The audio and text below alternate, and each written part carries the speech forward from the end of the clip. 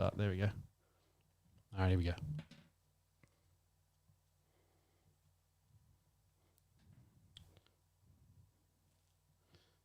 There we go. There we go.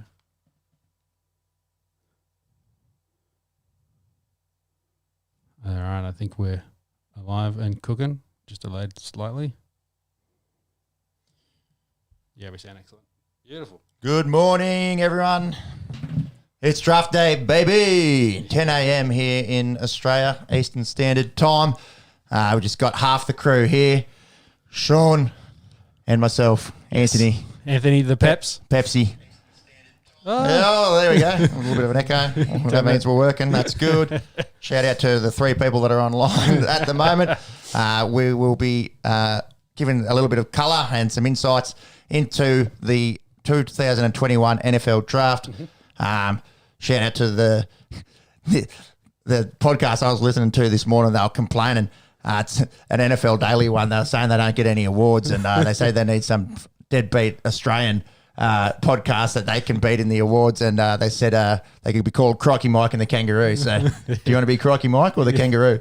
Well, you're a bit of a skivvy, so you can be the Kangaroo. I'll be Crocky Mike. You can be Crocky Mike. Yeah, good. All right, before we jump into the first pick, because I think the Jags have just been put on the clock. When they will most likely pick Lawrence. It's a lock. They shouldn't pick anyone else Nah. at this stage. But let's first talk about the big stories coming out this morning. Probably the biggest one, Tebow back to the Jags to play quarterback. Well, not quarterback, play tight end. That is not the biggest story out of today. I'd be very interested to see if that does actually eventuate. How old do you reckon Tebow is? He's probably out of the NFL when he was, 26? Yeah, so I think he was 2013 draft, played 2014, and then, no, that's not right, even further back, because Manning was there for 2013, so 2012, 11. So he's probably 31, I'd say, if he started early. Because he played a full senior season, so he could be 32. He is 33. He is 33, yep. Yeah, this is a lot of noise, I think. Well, Urban Meyer, his former head coach, of course, at the Gators, he's had a workout with them, and he said, hey, let's do the thing, and I want to play a bit of tight end. Of course, retired from baseball after, I think he's played there for at least the last 5 years. As a, say, above average or average kind of starter there. He batted not too bad for them. In the minor leagues, but... Minor leagues, never made the majors. Yep. But do you reckon they use a roster space on him just as a sort of a veteran leadership? Well, kind of been there, won national championship. Yeah, maybe help Lawrence come into the game as well, deal with that whole hype, because the Tebow media machine is massive. Of course, he's a huge commentator in the NCAA for the college games. But one of the needs for the Jags was tight end. They had to take a tight end at some point of this. But is Tebow the answer for that? I don't know. A guy that's been playing baseball for the last 5 years that didn't play the position and is 33 years old. No. Come on, man. It's just a story, I think, more than anything. It would be interesting to see if they do use one of their roster spaces to get him in as a veteran presence, but I don't think any of this is happening, to be honest. Just a bit of a big name story, I think, more than anything. Oh, I agree. So, big name story. Again, we're talking about the media machine of Tebow. Perfect time to release that a couple hours before draft day that, hey, I'm around, I'm about, I may come back into the NFL. So, but, that story lasted maybe 5 minutes and then was overshadowed by the news of Aaron Rodgers, your Packers. The Schefter bomb, Schefter bomb. I do have to question the timing of this one coming out a few hours before the start of the draft. There was a lot of noise around this last year, and then it got really accentuated when they drafted Jordan Love in the first round. He probably could have used some receiver or offensive line help. That's what he wanted. Yeah. Is it real? Is it actually leaks of Rodgers coming out? You could say that he might be a little bit pissed off with the organisation. Yeah. Did it come out right now? No. I think maybe Schefter's been sitting on something for a little bit and has just gone for a big bombshell just before the draft. Yeah. It's definitely a possibility. Yeah. Because I think it might have been 2 or 3 days ago, probably before we did our last podcast, the Packers GM came out and said, Rodgers not going anywhere. He's our quarterback. So they reaffirmed this week that he was the quarterback for them. Just won a league MVP. He's playing lights out at 37 years of age. But I think the story, so the other bit of news in regards to the Rodgers was some of the reports and some of Scheffner's reports was that the Packers were obviously told his management, we're looking to trade you in the offseason. That didn't happen. So they didn't end up trading him. So they held on to him. They pulled back. Really didn't put that out as news because there was no massive news that, hey, Rodgers is on the block, so maybe they considered it. Then they were talking about trying to restructure him, get his cap number down a bit. Rodgers wanted an extension, so there was a bit of loggerheads there. Then they've come to the table with an extension late, but it sounds like Rodgers at this point is just pissed off and was like, hey, I'm over all this bullshit. There was a report, I think, yesterday that came out, or this morning that came out as well, and said the Packers, they really like what they have in Jordan Love. He's been training the house down. He's excellent in team activities, so they like, hey, we'd be happy to turn it over to him. But also, you're just like, you've got Aaron Rodgers. You just won the MVP. And as a Packers fan, I'd hate for this to end sourly this season. Yeah. So just looking at his contract here, so he's signed through to 2023, so 2 more seasons. The Packers can get out of his contract ahead of 2022, but they have to eat $17.2 million in dead money. Yeah. Come on, guys. Well, they're up against the cap as well, so they can't do that. So that's why I think they were thinking restructure. Yeah, they'll work through this. I think it's just Shefty being shifty and going for a big bombshell before the NFL draft. The other side of happening right now. Yeah, the other side of it could be Rodgers leaking this to Schefter, just trying to put the pressure on the Packers because he's like, hey, go out, draft me a fucking wide receiver, draft me what I want. I don't mind this angle. I want to think that Rodgers is a better bloke than doing that. I'm sure he sat down with Packers management and said, I need a receiver and I need some help on the offensive line. Well, I know from last season, and you should be watching us, not Pat McAfee. Like he was on the draft show, Pat McAfee, and he was talking to him last year, him and AJ, and saying, "Hey, at that pick, the wide receiver, offensive line help, any of those guys would help us out." And then, of course, he ended his call. A couple picks later, they picked Jordan Love, and everyone's just like, what the fuck are they doing? Yeah. So, he's been all through this. So we were talking about it, though, previously on the Esky. With all the receivers that went early last year, there was like 7, I think, that already had gone. The last one that went before was Brandon Ayuk. And they traded up to get him. So everyone thought they would, the Packers had traded up to get him, get a guy, and they ended up picking a quarterback. But I think if you have a quick look at the draft, the 2020 draft now. I'm pretty sure from memory there was a bunch of decent wide receivers that went in the following round. Like, it was a deep draft for wide receivers. Yeah, and so's this one. Like, I was thinking about it this year as well. Like, maybe they've got the 29th pick or 20. Yeah, they've got I've got it right here. 30th. No, 29th. You were right. 29th. 30th is Bills. 29th pick. So you might be down to wide receiver 7 or 8 there. Do you take the 7th or 8th best receiver out of the draft? So looking at 2020 here. So Jordan Love is there. So the next receiver to go, T. Higgins. He had a reasonable year. Wasn't bad. At Cincinnati. Michael Pittman. They really like him at the Colts. He just didn't have. Was quiet, but playing behind T.J. Hilton, etc. Laviska Shenault from Jacksonville, didn't hear much out of him. He was a bit banged up, but I think he averaged the most. I can't remember the stat for a rookie out of the slot. He averaged the highest yardage after catch or something. Something like that. Like he's a monster after the catch.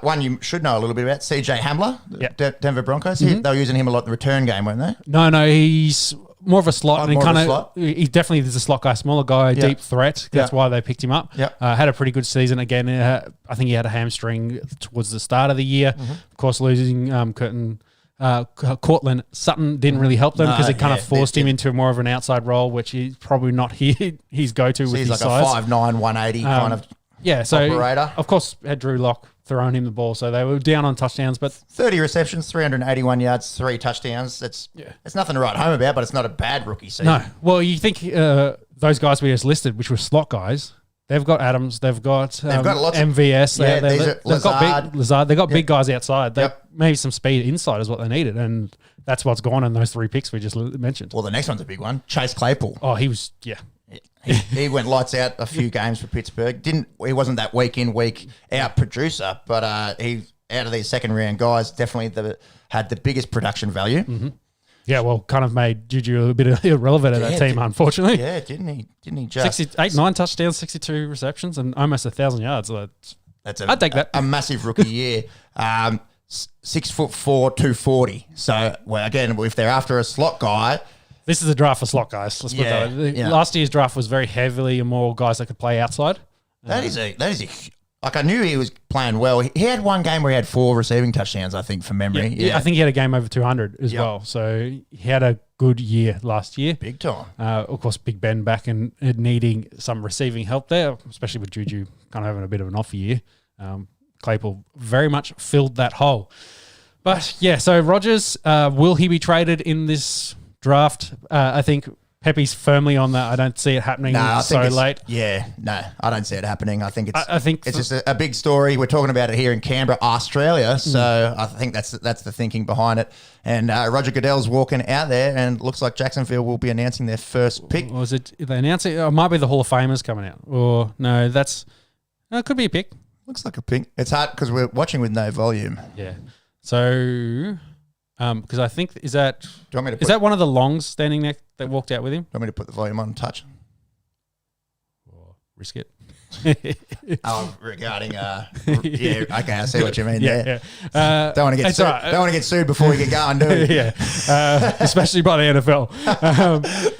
So why Rodgers doing? I think it's more introductions. He'll do his introductions first. Yep. He's probably. I don't think they've actually ever officially put him on. No, I don't think they're even on the clock. Yeah, so they'll probably put him on the clock here and then get going. Because I'm trying to remember. I'm pretty sure the one on the right's long, and I can't remember the wide receiver. I'm sure on the left off the top of my head.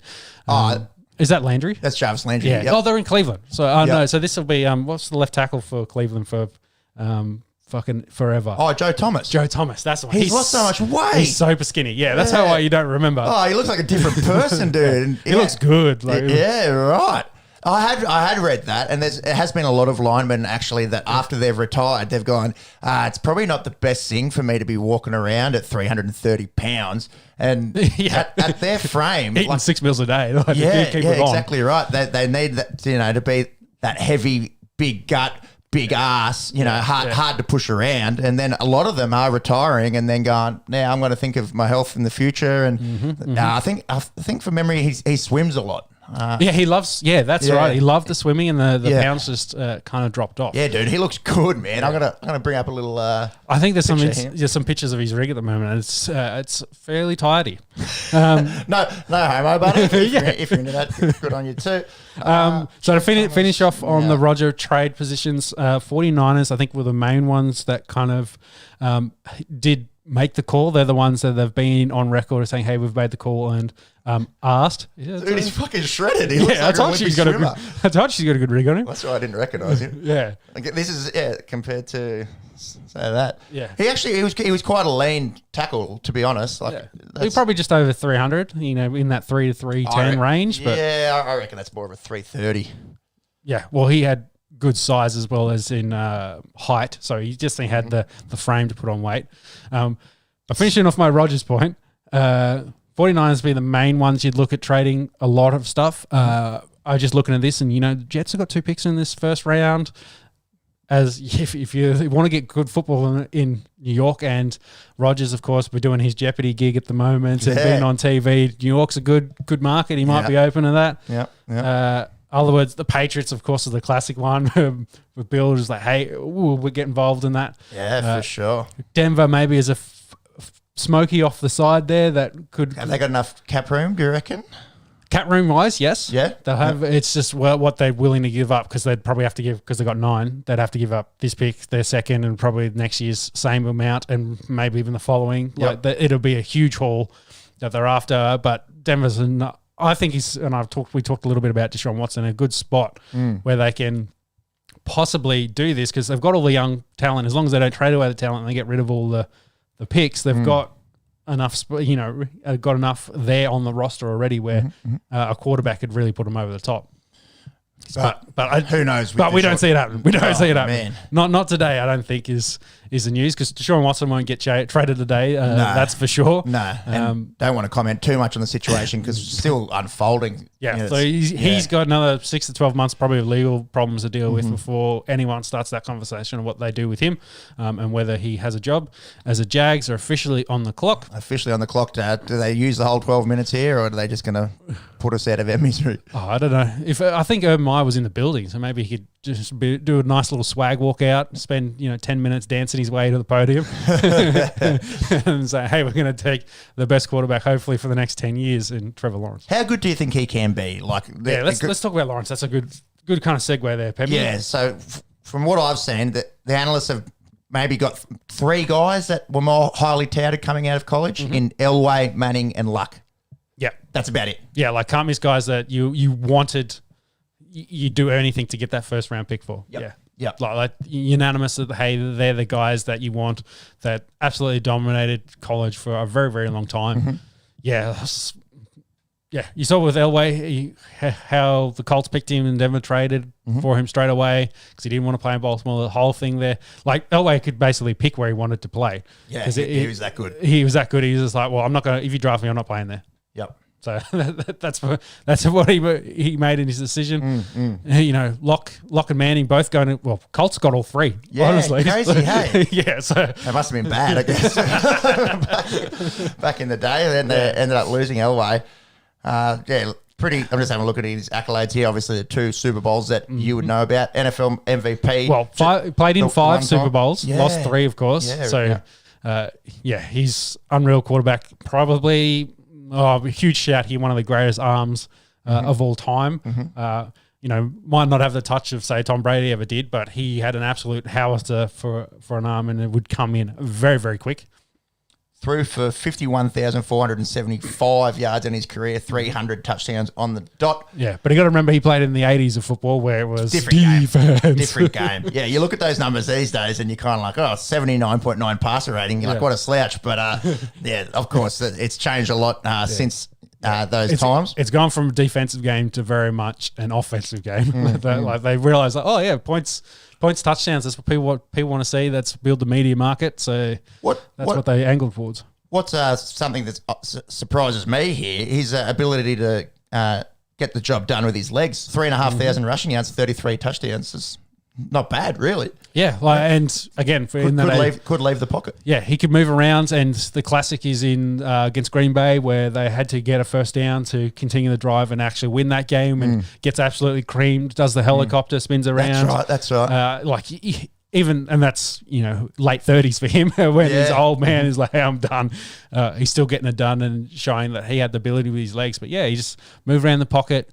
Get outside, the bootlegs worked excellent for him, and just sling that rock, all over the field with ease. And unbelievably tough. But that's enough about Elway. Let's go back to Lawrence.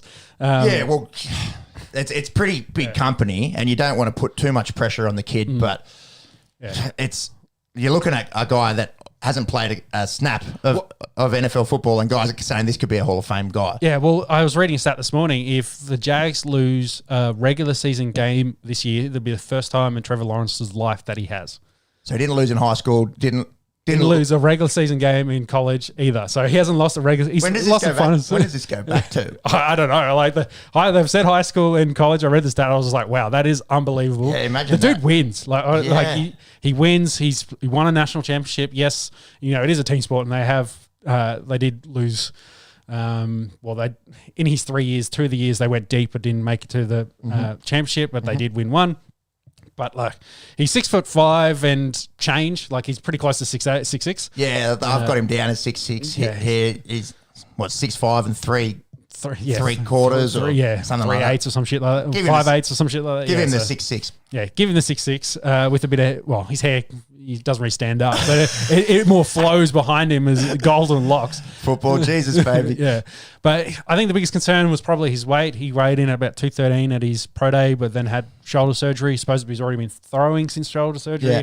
So I think he probably plays 220. Yeah, that's fine. That's fine for his size. Yeah. What was really interesting was his big hands, 10 inches, but his arm length was only about 31 and a half. Yeah. Which for a guy that's 6'6" is pretty short arms. Yep. But for a quarterback, that's probably a good thing. Yep. Because a lot of the big quarterbacks, they can't become gangly. Like it's, more wind up. But yeah, he's got those shorter arms, which I guess allows him to have that more compact release and quicker release because it just looks excellent.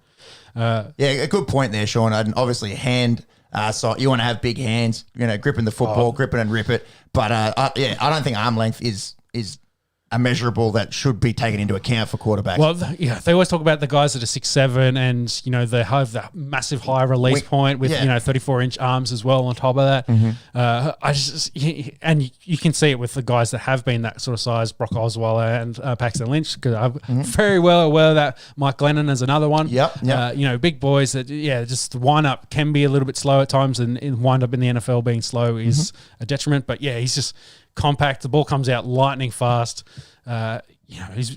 He's excellent to watch. And in my notes, and nitpicking a little bit, I thought his footwork could be a little bit quicker, and that again probably goes back to his size. Bigger guys with quick feet is a bit harder. But I'm like, my comparison is Peyton Manning here. I was like, you don't get to Peyton Manning's foot quickness level as being a rookie. That's coachable. He's 21 as well. Exactly. Yeah. His deep ball's not the deepest. He doesn't have the hugest arm, but he's got more than enough. We talked about the arms. He's sneaky athletic. I don't think that athleticism, how much running he did in Clemson, he's going to do in the NFL. No, I don't think he'll have to. Because he's not going to try to be Lamar Jackson or say the other end of that, say Colin Kaepernick type of guy, which will have designated runs. I think it'll just be he can create some stuff, but he's not going to move around. But he'll be a pocket guy, and if under duress, might be able to get out and But otherwise, like he's we're nitpicking here. Like those things are coachable. Otherwise, he's pretty close to being perfect. So if the Jags don't take him here, we might have to eat all the hats that are in this room. I don't want to put that on us, but it's not going to happen. It shouldn't happen. I'm surprised they're taking up the whole 12 minutes. They're probably just letting it all sink in. TV time. That's what the NFL needs to get their TV time. They've told the Jags, it's like, don't rush it. Yeah. Because they didn't want the Jets to telegraph their pick. They don't want the 49ers to telegraph their pick because they don't want the first, say, 40 minutes of this to be TV that everyone knows what's going to happen. So, I did see this on Instagram. He got married a couple of weeks ago. So lovely young lass as well. Shout out to him. So he's got the head on his shoulders. Again, we talk about perfection. Football Jesus, you can't get any better, unfortunately. That surgery was on a torn labrum in his left shoulder, so non-throwing arm. Yeah, but of course he couldn't lift, which couldn't keep his size. He's a quarterback. He's a quarterback. He's not going to eat shitloads as well to try and stay at 220. But it'll be interesting to see because at 213 or under, if he's around under that 210. Probably getting a bit lean for his size. You want to have a little bit of cushion there to get. He'll sit and play at 220, 225. Yeah, I'd imagine. I'd be more interested to see what the Jags do at their second pick, which when is that? I think is pick 25. Yep. Whether they add more receiving options or whether they pick a tackle or something of that regards. What have you thought that they do? I had wide receiver, and I had Elijah Moore going to them. Yep. Because I really like Elijah Moore. And I had him going a little bit higher than that. I think that would be really good if he does slip down to them. Yeah. There's a bit of a logjam in the wide receivers for me. It really depends on when they start going and whether they get a run on them or whether they slide a little bit. And some of as Monk's kind of alluded to, all the tackles get picked. Because, all these teams picking quarterbacks, all the teams that have picked quarterbacks now need to come back and go, well, we need to either give them weapons or protect them. So it'll either be a run on wide receivers or a run on tackles to fix those problems those teams currently have. They did pick up Marvin Jones in the off-season. That will complement DJ Shark and Philip Dorsett, the slot guy. And we spoke about Laviska Shenault before. Yeah, it's not a bad receiving core. It's not a bad receiving core. I think one more guy there would be really good. Yeah. So the other option I thought was tight end. Yep, I'm just looking at that. They have nothing at tight end. Yeah. Besides Tim Tebow. Yeah. Right. The pick is in. But the problem is really outside of Pitts, I don't think any of the other tight ends were like in the top 50. So your tight ends are a bit lean this year. Yep. Other than a guy called Kyle Pitts, and I'm sure we'll be speaking about him a little bit later. Yes, their tight end core is Tyler Davis, Ben Ellefson, Chris Manhertz, and James O'Shaughnessy. So no big names. Nothing followed by nothing. So, yeah. You happy with their O-line? No. So again, another need. Yeah. If you're getting Lawrence, I think they need to have an extra O-line depth there. They've got that Cam Robinson. They've got a left tackle. He's quite good. He's not like Pro Bowl good, but he's still young, 4th year in the league. And there we go.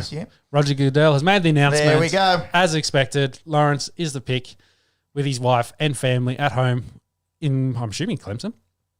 No, South Carolina. Yeah. Clemson. Clemson is South Carolina. Yes. He's a Georgia boy initially out of Chartersville, Georgia, northwest of Atlanta there. I'm not sure exactly where, you were saying they are living these days. Yeah. Oh, it says South Carolina. Oh, sorry. Well, I didn't get the county that they're in. Yeah. But you were saying this morning before we started that, in Georgia, was it Georgia? Yeah, from Georgia, it was Lawrence and Lawrence, Justin Fields, and JC Horn all grew up within like 40 miles, 30 miles of each other. Like there are different suburbs or different counties. Northern suburbs of Atlanta there. Yeah. Crazy.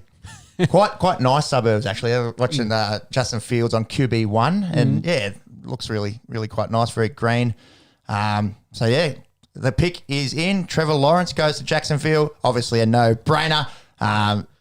So let's for Jags, long-suffering Jags fans, hopefully they can recapture some of their, 2017? They made that run with Bob Bortles. Blake Bortles. They drafted all that number one talent on defense, and they've gotten rid of all of it. Saxonville, they've gotten rid of all of it now. Not much of that remains, does it, from the old Saxonville days? They do have Josh Allen, the defensive end. Yeah, pick from last year. Yep. So, hopefully... Aussie Adam Gotts a shout-out from picked him up from Denver. Yeah, playing in the defensive line, great run stuffer. Miles Jack, he's a reasonable middle linebacker. Yeah, so whether they add some more talent to that in offensive line and, there's still guys out there in free agency as well they could add. Lawrence could really turn this team around very, very quickly. And hopefully, as I was saying, for the long-suffering Drags fans, they can get back into playing regular off-season, end of season playoffs, and maybe even win one. Postseason, I think, is what the word you're after. I was just like, what's the fucking word? Postseason. Yeah, you got me. So, that means Jags are now, not Jags. Jags are off. Jets are on the clock. I think the pick here is Zach Wilson. I think everyone's kind of been telegraphed that they're going to take the next best thing for a franchise-type quarterback. Realistically, everything else is in play. Like the other quarterbacks could all be in play here. Wilson, Jones, Fields, Lance. Jets could surprise everyone and pick who they want. But it sounds like it's Wilson. After his pro day a couple of weeks ago or a month ago, he was electric. I think the classic pass they showed was bootleg left, 2 feet off the ground, just flicks it 70 yards, drops it on the deep seam, drops it in on the goal line. Bootleg left across his body. Like exactly. It was a ridiculous throw. Fields followed it up a couple of days later and did the exact same one at his pro day. But showing that he had the arm strength. I'd say him and Fields, of these top 5 to 6 quarterbacks, Fields and Wilson are probably 1 and 2 or 1A, 1B for arm talent, so arm strength. Wilson, of course, being the slightly smaller guy of the three. Yeah, 6'3", 210. Got him listed as here. Yeah, I've got him at 6'2" and 1/8, so slightly under. Yeah, depending on the numbers, 214, so slight-ish. What would solve all this? using centimeters. You use the fucking. Anyways, that's not going to happen this century, so it's all good. Good shout, baby. What were your concerns with Zach Wilson? Did you have any? Well, he's 6'2" and a bit, so he's not undersized. That's fine. Yeah, Drew Brees, Russell Wilson. We talked about Lawrence's short arms. He's a shorter again at 30 inches, but it's not too bad. He's got a great talent, great arm talent off platform as well. Like he threw really well. No matter what angle it was, like he has those ridiculous kind of body angles that everyone's like looking for these days. With who's the next Patrick Mahomes? He can throw it, being horizontal across the ground. I'll tell you, no one. Yeah, great point, Bevy. Because the comparison like who's going to be the next Patrick Mahomes? There's never going to be another one. Yeah, he's an alien. He's doing stuff that he shouldn't be able to do. But I loved, he has great rip on the ball. Like it's got good zip of the spiral. He really drives the football. I think he's sneaky athletic, kind of like Lawrence is, but I don't think that'll transition into the NFL, as we've talked about, just because it's a different beast. And the guys on defense are faster. They're going to get after you. And, yeah, those little seams or creases you got in college, you're not getting in the pro game. And that's the point that I wanted to make as well. His opposition in college coming out of BYU, and he has really only been the starter this year. Are you worried at all about that small sample size against lesser opposition? I agree, because I think people went back to the tape, watched his tape, and were like, hey, there's maybe something here, and they've watched it. They've kind of built themselves up and kind of turned their narrative around like, hey, he's really, really, really good. We saw the same thing happen with Mitch Trubisky, and you see how that's turned out for the Bears. Poor Bears. Unfortunately. Could have had Mahomes. Yeah. Could have had Watson. Yeah, exactly. So and now you got Andy Dalton. Shout out the Red Rifle. Yeah. Well, they're my sneaky possibly to trade up into this top 10 because they're one of the ones that they're desperate for a quarterback. But we'll see how that goes. But otherwise, Wilson, good feel in the pocket. He really moves around well. He does a lot of the things you really, really like to see. So you can see why he would be the pick here at number 2. But going to that Jets team, I'd say, yeah, he probably flames out and then goes somewhere else, and maybe probably ends up like the Patriots. They rebuild him and then away they go. That's the Jets are kind of like Cleveland were for a very, very long time. Quarterbacks go to there to die. So. Well, I was reading Baker will be, if he starts the first game this year, the first Cleveland quarterback to start 3 seasons in a row. There you go. Ever. Yeah. So it's, yeah. Yes. And the Jets are kind of trying to get up there with that level of mediocrity. So, yeah. Fun fact about Zach Wilson, he has Hawaiian ancestry. Did you know that? No, I did not. His middle name there is Kapono. I'm sure it means something. Impressive. Yeah. But 21, so young. So it means righteous in Hawaiian language. There you go. Righteous. Yeah, looking at him, you wouldn't have picked that. No, not at all. But he can be your face of your franchise. I can see why they'd put him in New York and they'd take him here. We'll see because the pick is in. Goodell is walking down to the podium. And we'll look like real numpties now if it's not Zach Wilson. But I can't see what else. All the analysts and pundits. It's quarterback. It has to be quarterback. They've gotten rid of Sam Darnold. Yeah. If it's not Wilson, it'll be Jones. Well, here's my, before he makes it, my sneaky, I like Jones better than Wilson, but we'll get to that in a minute. But we'll see what he does. Zach Wilson. BYU. Yeah. Great pick for them. Of course, he's in the building. He's going to come out and give Goodell a nice little hug here. COVID safe. Yeah, playing it safe. I think that's a good pick. As I was just alluding to on my board, I did have Mac Jones slightly ahead of Wilson, purely because I think Mac Jones is a day one starter. Like he's so ready. You can see what he does at Alabama. He didn't have clean pockets. He's getting blasted in the pocket, but he'd stay in there. He'd make 3 reads at a time.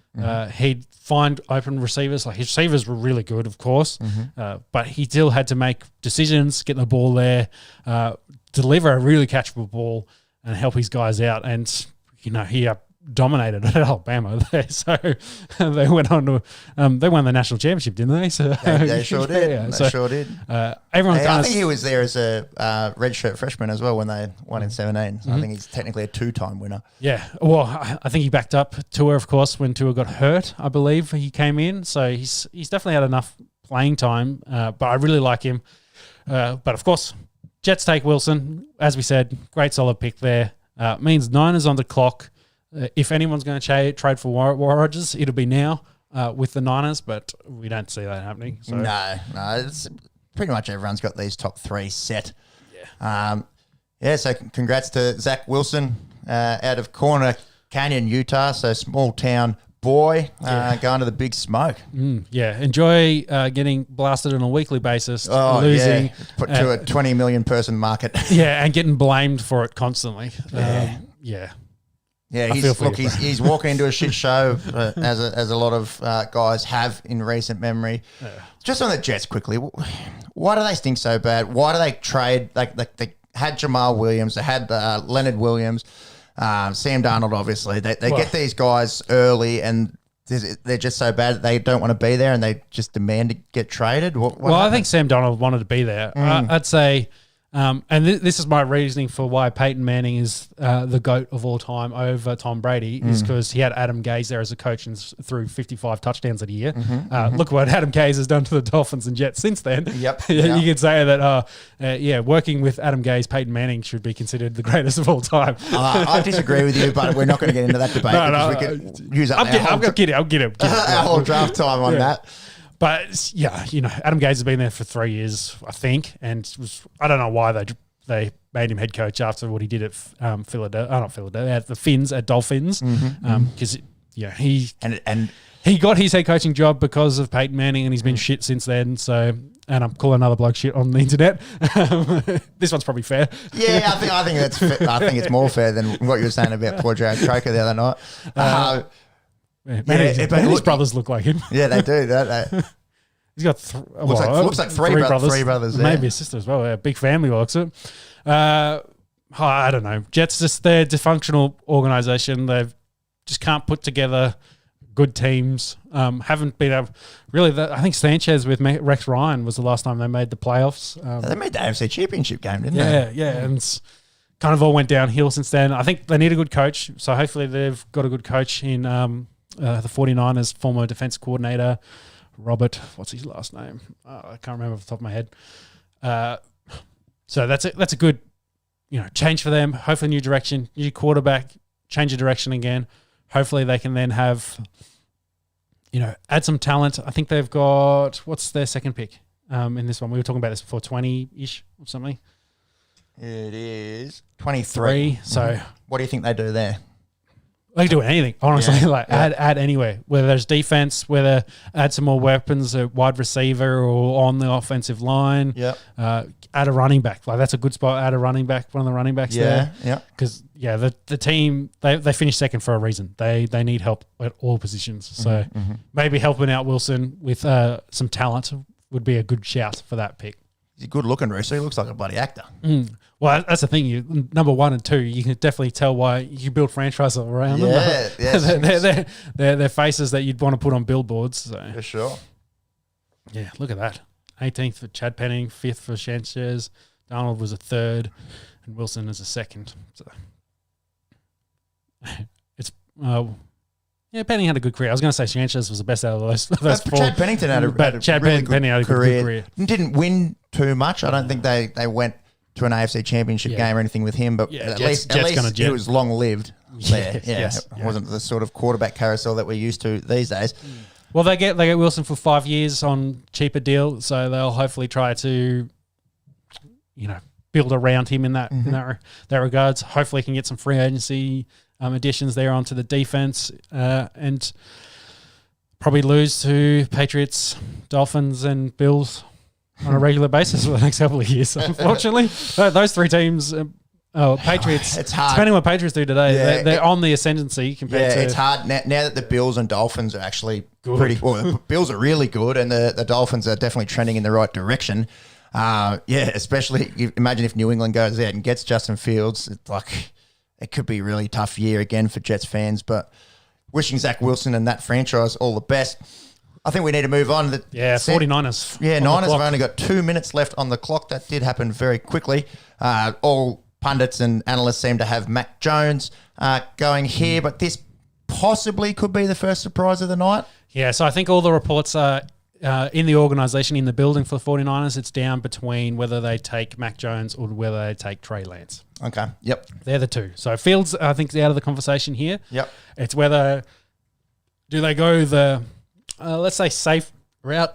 Kyle Shanahan wants accuracy. He wants to be able to deliver the ball. He essentially wants Jimmy G, but healthy and can play all the time. Well, if he wants accurate, Mac Jones had the most accurate season in college football history this year. You know what his completion rate was? 77 point something percent. Yeah, like 77.2% on a season. Yeah, on a season. And as I alluded, it wasn't just short dumping the ball off either. No. His passes that went over 20 yards in the air, 61% he completed that. Yeah, I think I mentioned before. Like everyone alludes to, like, hey, he had a clean pocket. He had the best offensive line. His receivers always open. But you put the tape on and he's getting blasted. Like, the guys get through through the offensive line. Like, it wasn't the best offensive line. They had really good talent there, of course. But he gets blasted. He hangs in there. He delivers strikes. Guys were getting covered, but he'd also find guys. He'd throw really good touch passes. Like, I really like Mac Jones, and would not surprise me in a couple of years' time when we look back at this, considering the other two teams that just picked ahead of him. 49ers are in a better spot. Defensively, definitely. They've got a really good head coach over there that can get some stuff out of offensive weapons. Like, of these three teams, I'd say the 49ers are most likely to get back in the playoffs before the other two are. So Mac Jones playing playoffs before the others. So I don't think that they do it this year, to be honest. It'd be a huge comeback. And again, very difficult division now in the NFC West. But looking at that, we're talking about the Alabama O-line. They don't have really any tackles projected to go in the first round, and then maybe Alex Leatherwood in the second. Yeah, Alex Leatherwood's the big one. Their center, maybe he's in the top 50, but I think he's a center again, probably going to go second round. So plenty of other guys got projected to go from other colleges before an Alabama O-lineman comes. So, maybe not the best pocket in college football. But as Roger makes the pick, Trey Lance was the other option, of course, being the... there we go. Okay, we got our first spicy meatball. There you go. Okay, Trey Lance goes. To finish my sentence, being the boom prospect, like, he could be anything or he could be nothing. Like, wow, his floor is very high ceiling and very low floor. Like, you love the athleticism. You love his build, his makeup. Like, he looks like an absolute athlete. You're just concerned about they absolutely dominate North Dakota. No one else is in their league in that. Yeah. And for our Aussie listeners, that they're not in the top level of college football. They're in the next one, which is called the FCS. FCS, yep. Yeah, so it's not the football bowl subdivision. So it's literally, it's not Division 2. They have Division 1, and then this is 1A. So he's playing in a weaker competition against against a lot of guys that won't play in the NFL. So that was the big question mark around this guy, Trey Lance. He did dominate. And they went 17-0. Well, through his starts as well. They went undefeated one year and then won their one game this year. Was one of their best players. So some of my notes to run through, he's clearly more athletic than the two blokes that just went ahead of him. But again... If I use, say, Lamar Jackson as the top end of athleticism at the quarterback position and Colin Kaepernick, I think he's more of a Cap than he is a Lamar Jackson in this regards. Yep. So as in Lamar, over 1,000 yards a year, whereas Colin was kind of more the 500 yards a season.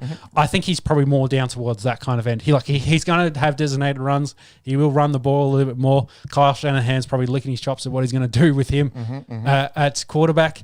Whether he starts this year is another question. Maybe not. It means Jimmy G might stay there at the 49ers. Yeah, a lot of noise around Jimmy G if they were going to give him the flick straight away. This 2019 season that he assembled at North Dakota State University. Run us through some stats. 2,786 passing yards for 28 touchdowns and 0 intercepts. He didn't throw a pick and also ran for 1,100 yards, 14 touchdowns, 6.5 yards per carry there. That is that's Madden stats right there. But you do have to question the opposition. He was actually there in 18, I think, when they also won the FCS. I'm not sure who the quarterback was then. It would have been...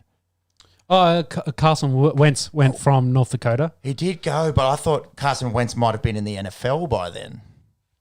Oh, sorry. Previous. Yeah, Carson Wentz would have been in the NFL by then. Yeah. Wentz is old. I just remember he played at North Dakota.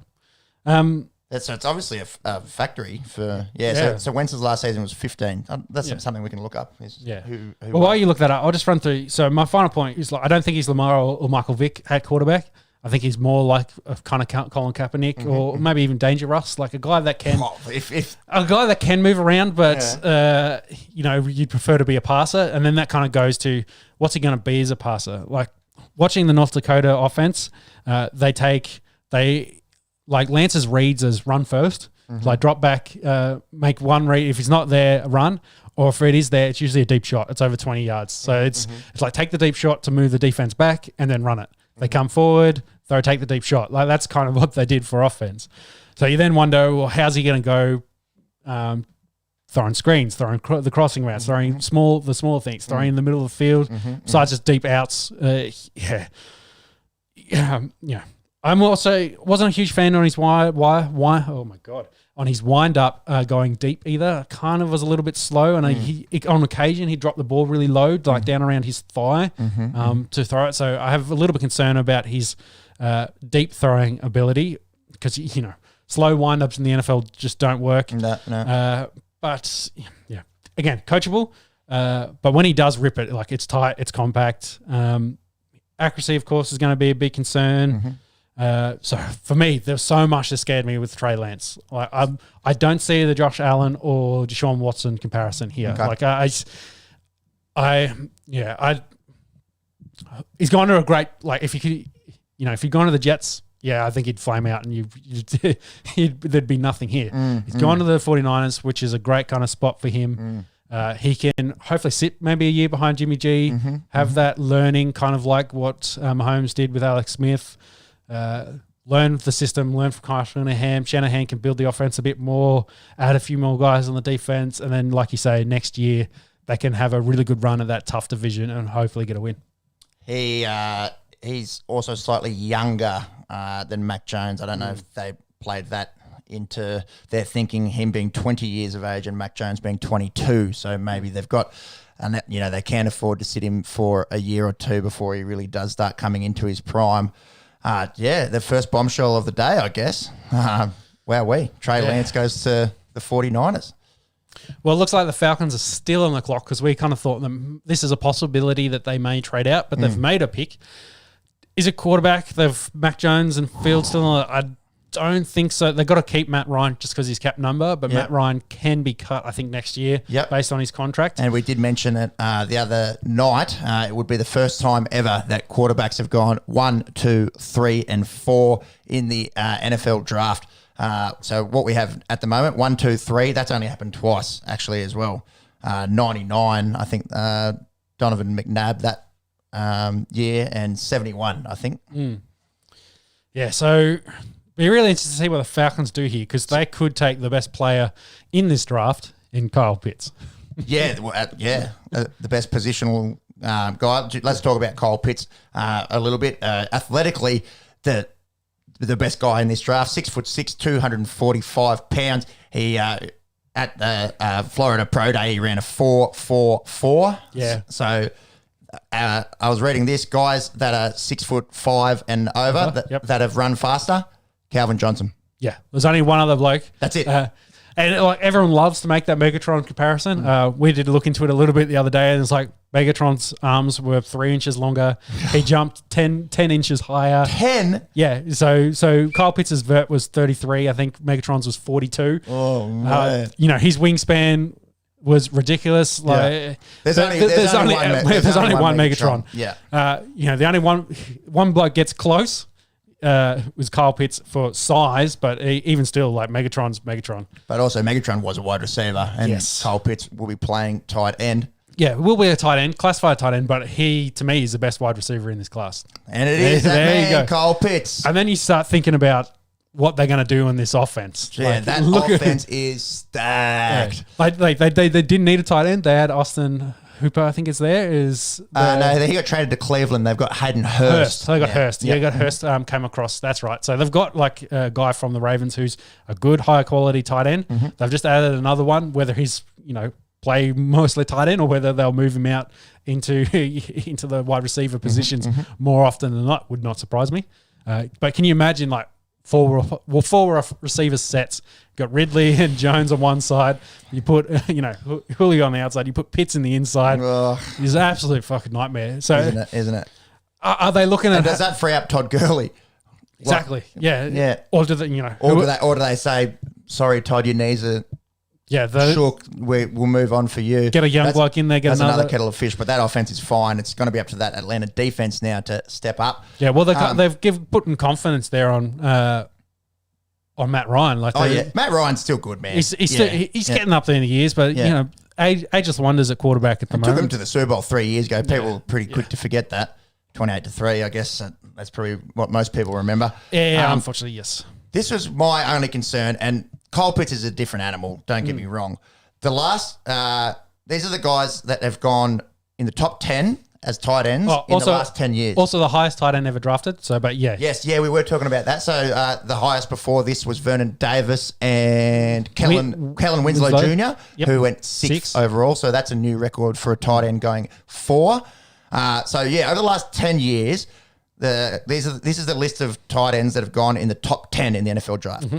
Tyler Eifert, Evan Engram. Yeah, injured lot. Eric Ebron. Injured 2 or 3 teams now. David Njoku. Yeah. Hayden Hurst. Forgotten. Hayden Hurst traded. TJ Hawkinson and Noah Fant. TJ made a Pro Bowl last year, so and Noah looks. I really like Noah, of course. They're obviously the most recent out of those, so time will tell how they go. Exactly. Tyler Eifert had a few really good seasons and then was marred by injury. Yeah. But the point that I wanted to make, talk about the top 4 tight ends in the NFL. Where do they get picked? Like ever? Yeah. Well, currently, like the top 4 currently. Currently, Kelsey and Kittle are like third rounders. Yeah, so no, Kittle was later. So Kittle was a 5th rounder. Kittle was a 5th rounder. Kelsey was a 3rd. Yep. Gronk was a 2nd, and Darren Waller as my other 4th one was a 6th round pick. There you go. So you can find value at the tight end position. This is why I think tight ends probably he hasn't overclassified for Pitts. He's a wide receiver.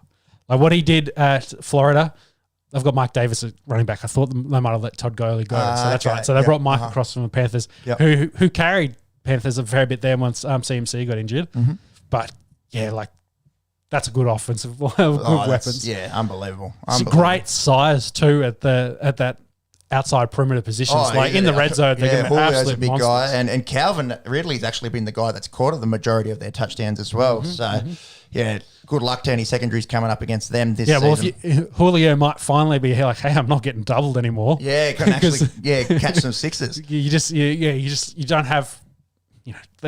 You can't cover all these blokes. You can't double all of them. They've got limits in what they can do. Well, maybe they just don't play the run. You play one down lineman and then you got coverage dudes to beat the Falcons. Those next gen stats there for Kyle Pitts. Overall 99, athleticism 98, production 99. Well, production's the one they don't talk about. Like he was unreal for the Gators. I think I've got the numbers here. So Kyle Trask, I do really like Kyle Trask as a quarterback, unlike Macca. But I think he's got some ability and really helped out these guys. Like these guys, Tooney and Tom. Is it Tooney? Tooney, yeah. Tooney and Pitts, like they were excellent throughout the years. Like I think they both helped each other. Mm-hmm. But his numbers. 40. So he only played 8 games in the COVID shortened season. 43 receptions for 770 yards and 12 touchdowns. And the biggest one out of that, 17.9 yards per catch. Do you think that for a tight end, which is traditionally you come off the line and close. Yeah, and you're a red zone target, but you normally average 10, 11, 12. Yeah, or tops, under that. Tops, yeah. You're doing a lot of short crossing things or hooks, you're not going deep, whereas Pitts goes deep a lot. So. Do you reckon they'll line him up on the outside a fair bit? Oh, 100%. Yeah. They'll move him. I think they'll move all those 3 all over the place. Yeah. To try and give defenses fits because man, he's crazy good. Like the one question is probably blocking, and he probably can get of all the every time a tight end comes out, they always have to get more polished at blocking. Mm-hmm. But the question is, would you have him in there blocking? Maybe you have Hayden Hurst and sorry, bro, you now have to block more. But because Pitts is going to look at the way that Baltimore have used Mark Andrews and Nick Boyle.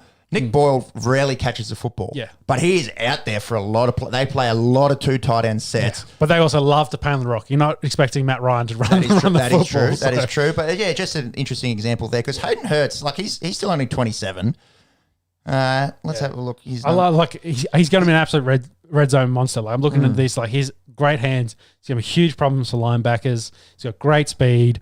He fights through the press, like coming off from the tight end position. He's super strong with his hands. He's an absolute force. Like I had no negative notes on him. On my board, I had him number 3 overall. Yep.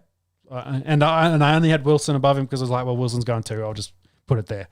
Pitts for me was the best guy, not a quarterback in this draft. And as we've seen, that's what's happened.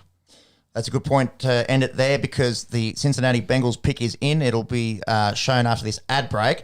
So this one is pretty much a 2-horse race, you'd think, between Jamar Chase, the wide receiver out of LSU. A lot of guys have got him to go to the Bengals and link up with Joe Burrow, the man that threw the rock to him in college ball. So I don't think he's demanded it, but I think Burrow's kind of really floated the idea. It was just like, get Chase. I want Chase. With AJ Green's gone now. He's gone over to Arizona. Like we could add to that receiver room. They've got Higgins and I can't remember the other wide receiver there. So they've got some wide receiver options. Tyler Boyd comes to mind. Yeah, Tyler Boyd probably is the other one. Yeah, you are right. They're the two. So like, good guys, but you add Chase to that and you'd be like, oof. But then also, if you're the front office for the Bengals, you just see that massive scar. It's good 10 inches long on Joe Burrow's knee. Yeah, they nearly got him killed last year. Yeah. So you're just like, ooh. So probably makes the most sense to protect him. He's the top left tackle in this. Of course, did opt out, so there are some. Yeah, hasn't played at all this year. Penny Sewell. So there are some concerns in that regards, but having said that, so that receiving core there at the Bengals, Tyler Boyd, T. Higgins, we mentioned. Auden Tate is their big-ish guy, and then some of the other guys there don't really spring out to you. I did like... they did bring in that Riley Reef, the tackle. Yeah, so he probably played right for them. Because Riley's had a bit of a down year, and that's why the Vikings let him go. Yep. Of course, getting up there in age, so I think he probably plays right. May be forced to play left if they don't take Sewell here. But yeah, I just think if you think about it, Joe Burrow, if he's going to throw to Chase, he needs time to be able to do that, and you need an offensive line. So whether they think offensive line now or later, time will tell. But either way, like I've got them. I think I got them both together. I got them both together. Both sat out a year, of course. Both opted out due to COVID. I got Trevor Lawrence on the screen at the moment. Cool. Why wouldn't you have Trevor Lawrence on the screen? Football, Jesus. So let me talk about Chase a little bit. So it's my thoughts. He did play on a stacked LSU team. One of my big concerns, though, is when you put on the tape, he's consistently outplayed by a dude named Justin Jefferson. Like, you can just see how much better a route runner and how dynamic Jefferson is with the ball. We kind of saw how that went last year. But, Justin Jefferson's up there now as one of the best wide receivers in the game. So it's a bit hard not to be compared against him. All right, we'll see whether the pick's in. Goodell's at the podium announcing who it's going to be. We could be complete. They could go defense here, honestly, but I think it's got to be for Jamar Chase. Jamar Chase. All right, I'll keep my thoughts going. He's really strong, so he's super physical. Probably not the smoothest route runner compared to say Smith is, who probably get drafted in the not too distant future. But he's an absolute contested ball machine. My comparison is Anquan Bolden. I think everyone has that kind of comparison. He's to him. built like a running back. Yeah. Like he's so solid in his especially through his legs. Not the biggest guy. He's only 6 foot 205, something like that. Yeah. But his pace, 4.34 in the 40, and his quickness. Jumped to 40 vert under 7 seconds on the 3-cone. Like he's. And I think he knew where he was going. He's got the orange and black sneakers on there. Yeah. He's got some swag about him too, doesn't he? He's got the sunglasses on inside, all white tux. So my biggest concern is maybe he plays as a boundary wide receiver. I think he's a slot guy, like Bolden was, kind of moves inside, absolutely dominates. Look at those numbers. He had 20 touchdowns, 1,800 yards in 2019. Yeah. Unbelievable. And in that national championship game, 9 receptions, 220 yards. That's a bit of a Greddy yards. dance there. Justin Jefferson Greddy dance. You see that? This is a bit off topic, but you see it's going to be on Fortnite. Good on you, man. Yeah. They would have paid it. Hopefully get paid. Hopefully getting paid for a dance that you sort of made up. It was pretty cool. So my final point, I think he's going to be an absolute monster out of the slot. That's what I think. You come across, really attack the linebackers and safeties, cause massive problems, be contestant ball, red zone kind of freak. I think I wrote here that he probably doesn't run his routes as fast as he was timed as a 4-4. So he plays maybe a little bit slower, but I think that's coaching. He could be cleaning that up, and we'll see how he goes.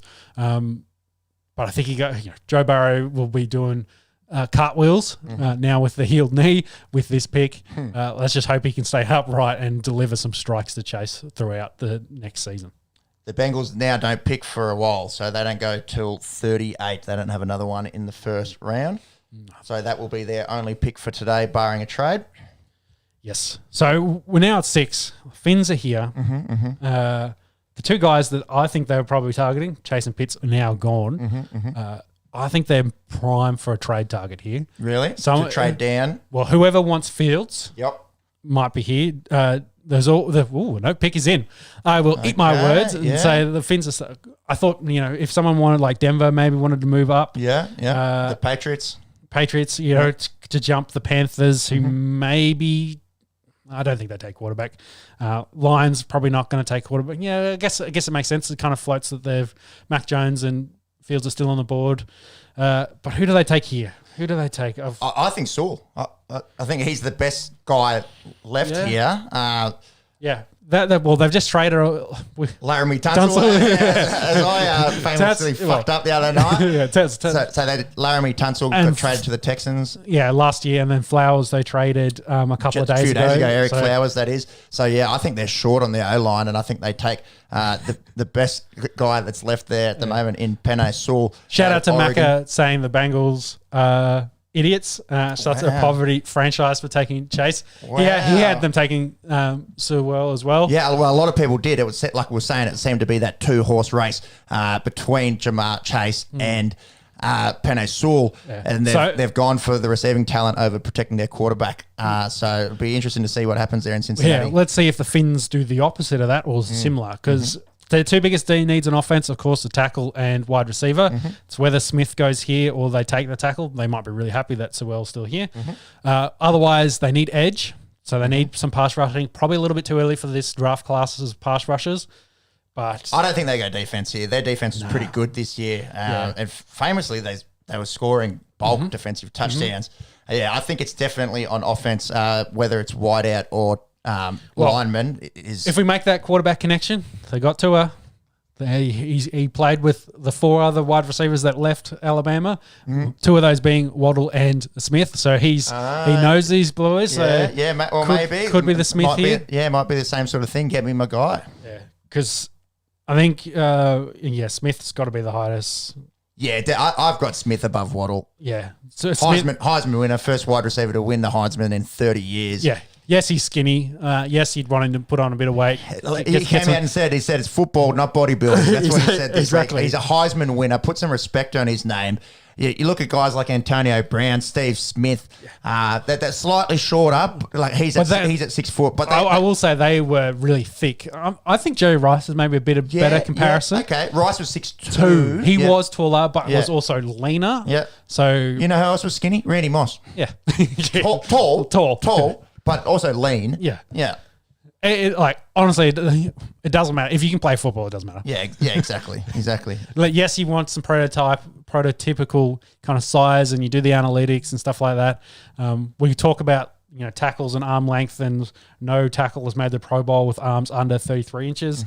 But maybe that's coincidence. It doesn't mean there isn't going to be a guy that has 33-inch arms. So Sewell does. Yeah. And I think if you look at the guys in the league right now that have 33-inch arms, there's a bunch of studs at tackle. Yeah. That's what they say is like the benchmark, and he's got that benchmark. Yeah, so I think Liam I think it's Eckberg. Eichenberg? I'd say. Who's 6'6" and a bit. He has 32 and a third. Okay. So he's an excellent left tackle for Notre Dame. He won't go in the first round, I don't think. Notre Dame. Or as they say in Fish, Notre Dame. Yeah. But he's one of those guys that are like, hey, then maybe he has to play inside because his arms are too short. And you're just like, whoa, well, he's over 6'6". Here we go. Anyway, Dolphins pick. Goodell is on the stand announcing the pick. Jalen Waddle. Wow. Wow. That's huge. So he looks surprised. Yeah, he's just like, bro. Is he a good actor or? Bro, you just took me over his Smith. teammate. Okay, all right. There's another spicy one. Yeah, that's hugely Jalen spicy. Waddle goes before Devontae Smith. So we were saying before the draft kicked off, there will either be a run on tackles or a run on wide receivers. Yeah. We're getting the wide receivers. Wide receiver So run. tackles are sliding. That's a good way to block. The tackles are sliding, but Waddle. I'm going to throw it out here and say I think this is a reach. You reckon? So Mac Jones just come out and congratulated Waddle in that. I had him. I've actually even got Tooney above Waddle. When I put on the tape and I watch it, Smith dominates. He gets all the touches. You're projecting his ability based off, what his talent. Like he, actually let's take it back. What I really didn't like about the Alabama receivers is they didn't measure, which is one of the concerns I had with both Waddle and Smith. Is why didn't you run a 40? Why didn't you do your 3-cone? I think Waddle's projected he's super quick. Yeah, but 4.37 is an unofficial time I've got. Yeah, again, projection, though he didn't run. But then he listed there as 5'9", 180, so a really small, speedy kind of guy. But then I look at what Tooney and Moore did, which were they absolutely dominated as number one receivers for their respective colleges. Like Waddle, he can move around. He goes deep. He kick returning is as well. But I would have. I'm going to go down a limb and said I had the other two. Well, I had Tooney definitely get Waddle, and I thought Waddle, okay, yeah, it's probably a nice spot for him as the fourth wide receiver off the board. But man, Smith, put some respect on his name. Yeah, man. Lions here might be like, dude, we're taking him, and they need a receiver. They need receiver. They were really like Chase, so I could see them picking him here.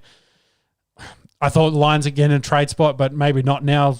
The quarterbacks have dropped, so they probably won't worry about that. The Lions will stay and pick.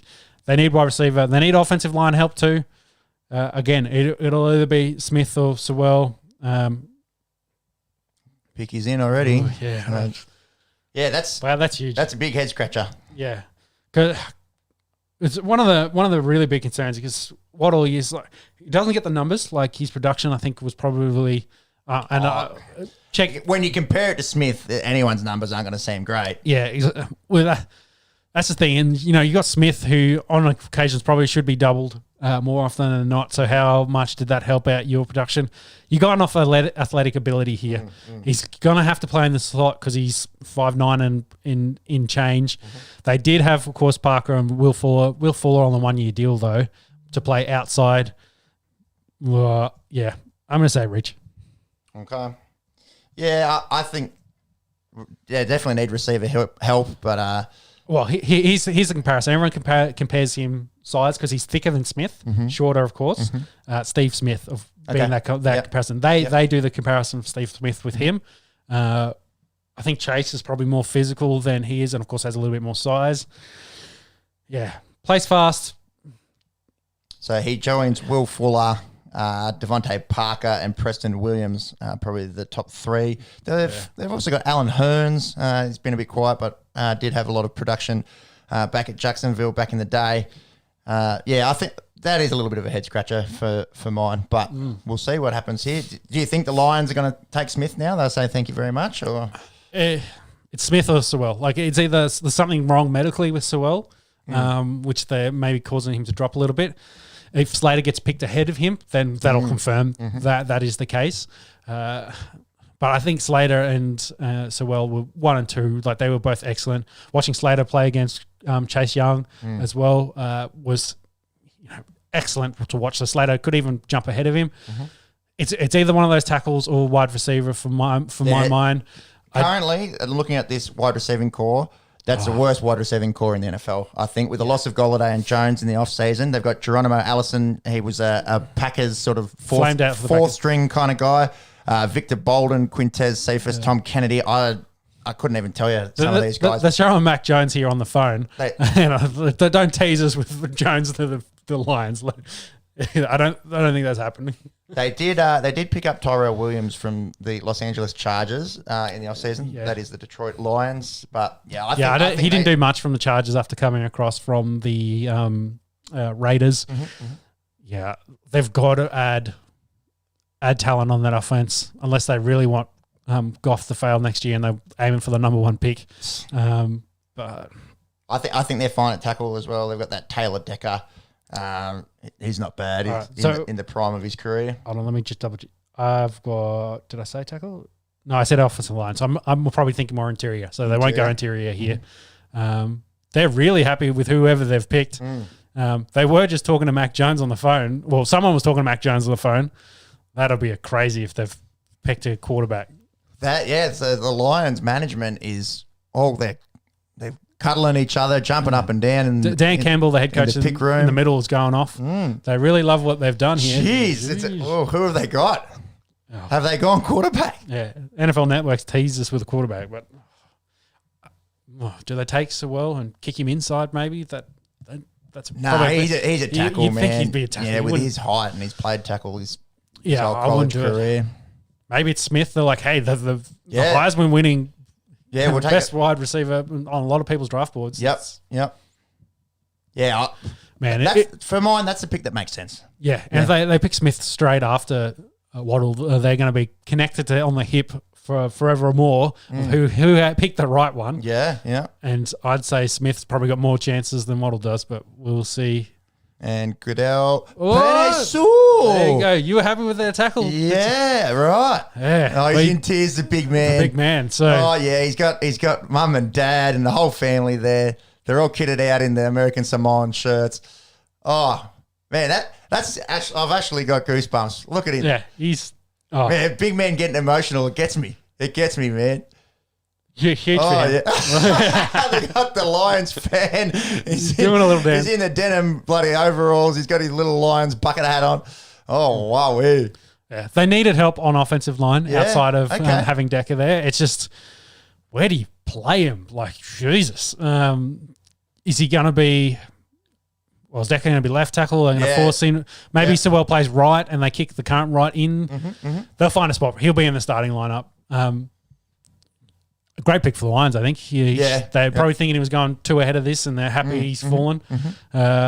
Goff, I think, will be very, very happy. He has no one to throw to, but at least he'll have time to be able to find someone to throw to. I think it is easier to pick up free agent receivers than talented young offensive linemen. Also put it this way, the wide receiver class, again this year, super deep. Yeah. And you got to remember, guys still floating around in free agency, they can add, they could add a second round wide receiver here and still get great talent. They've got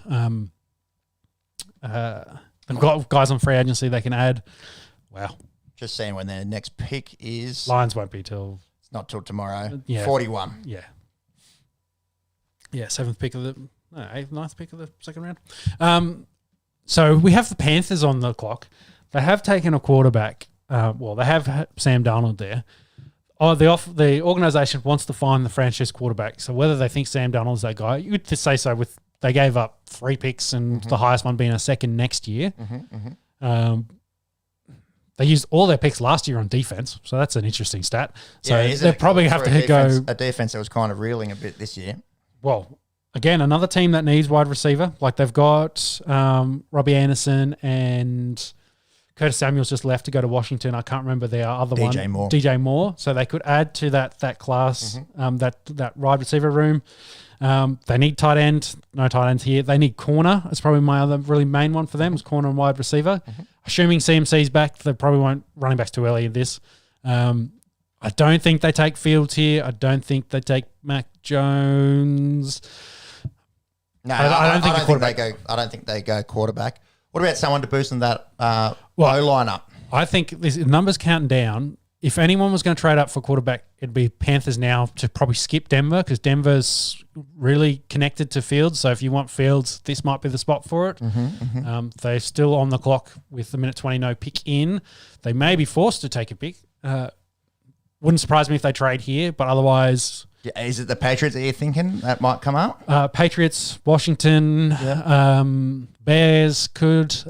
We talked to outside chance the Eagles maybe because they've got Hurts and Flacco, but I think they're going to stick with Hurts. Yeah, I think you got to have a look at. But those other ones, Washington needs a quarterback. Yep. They've got. I think they were probably hoping Lance would slide, but he hasn't. Mm-hmm.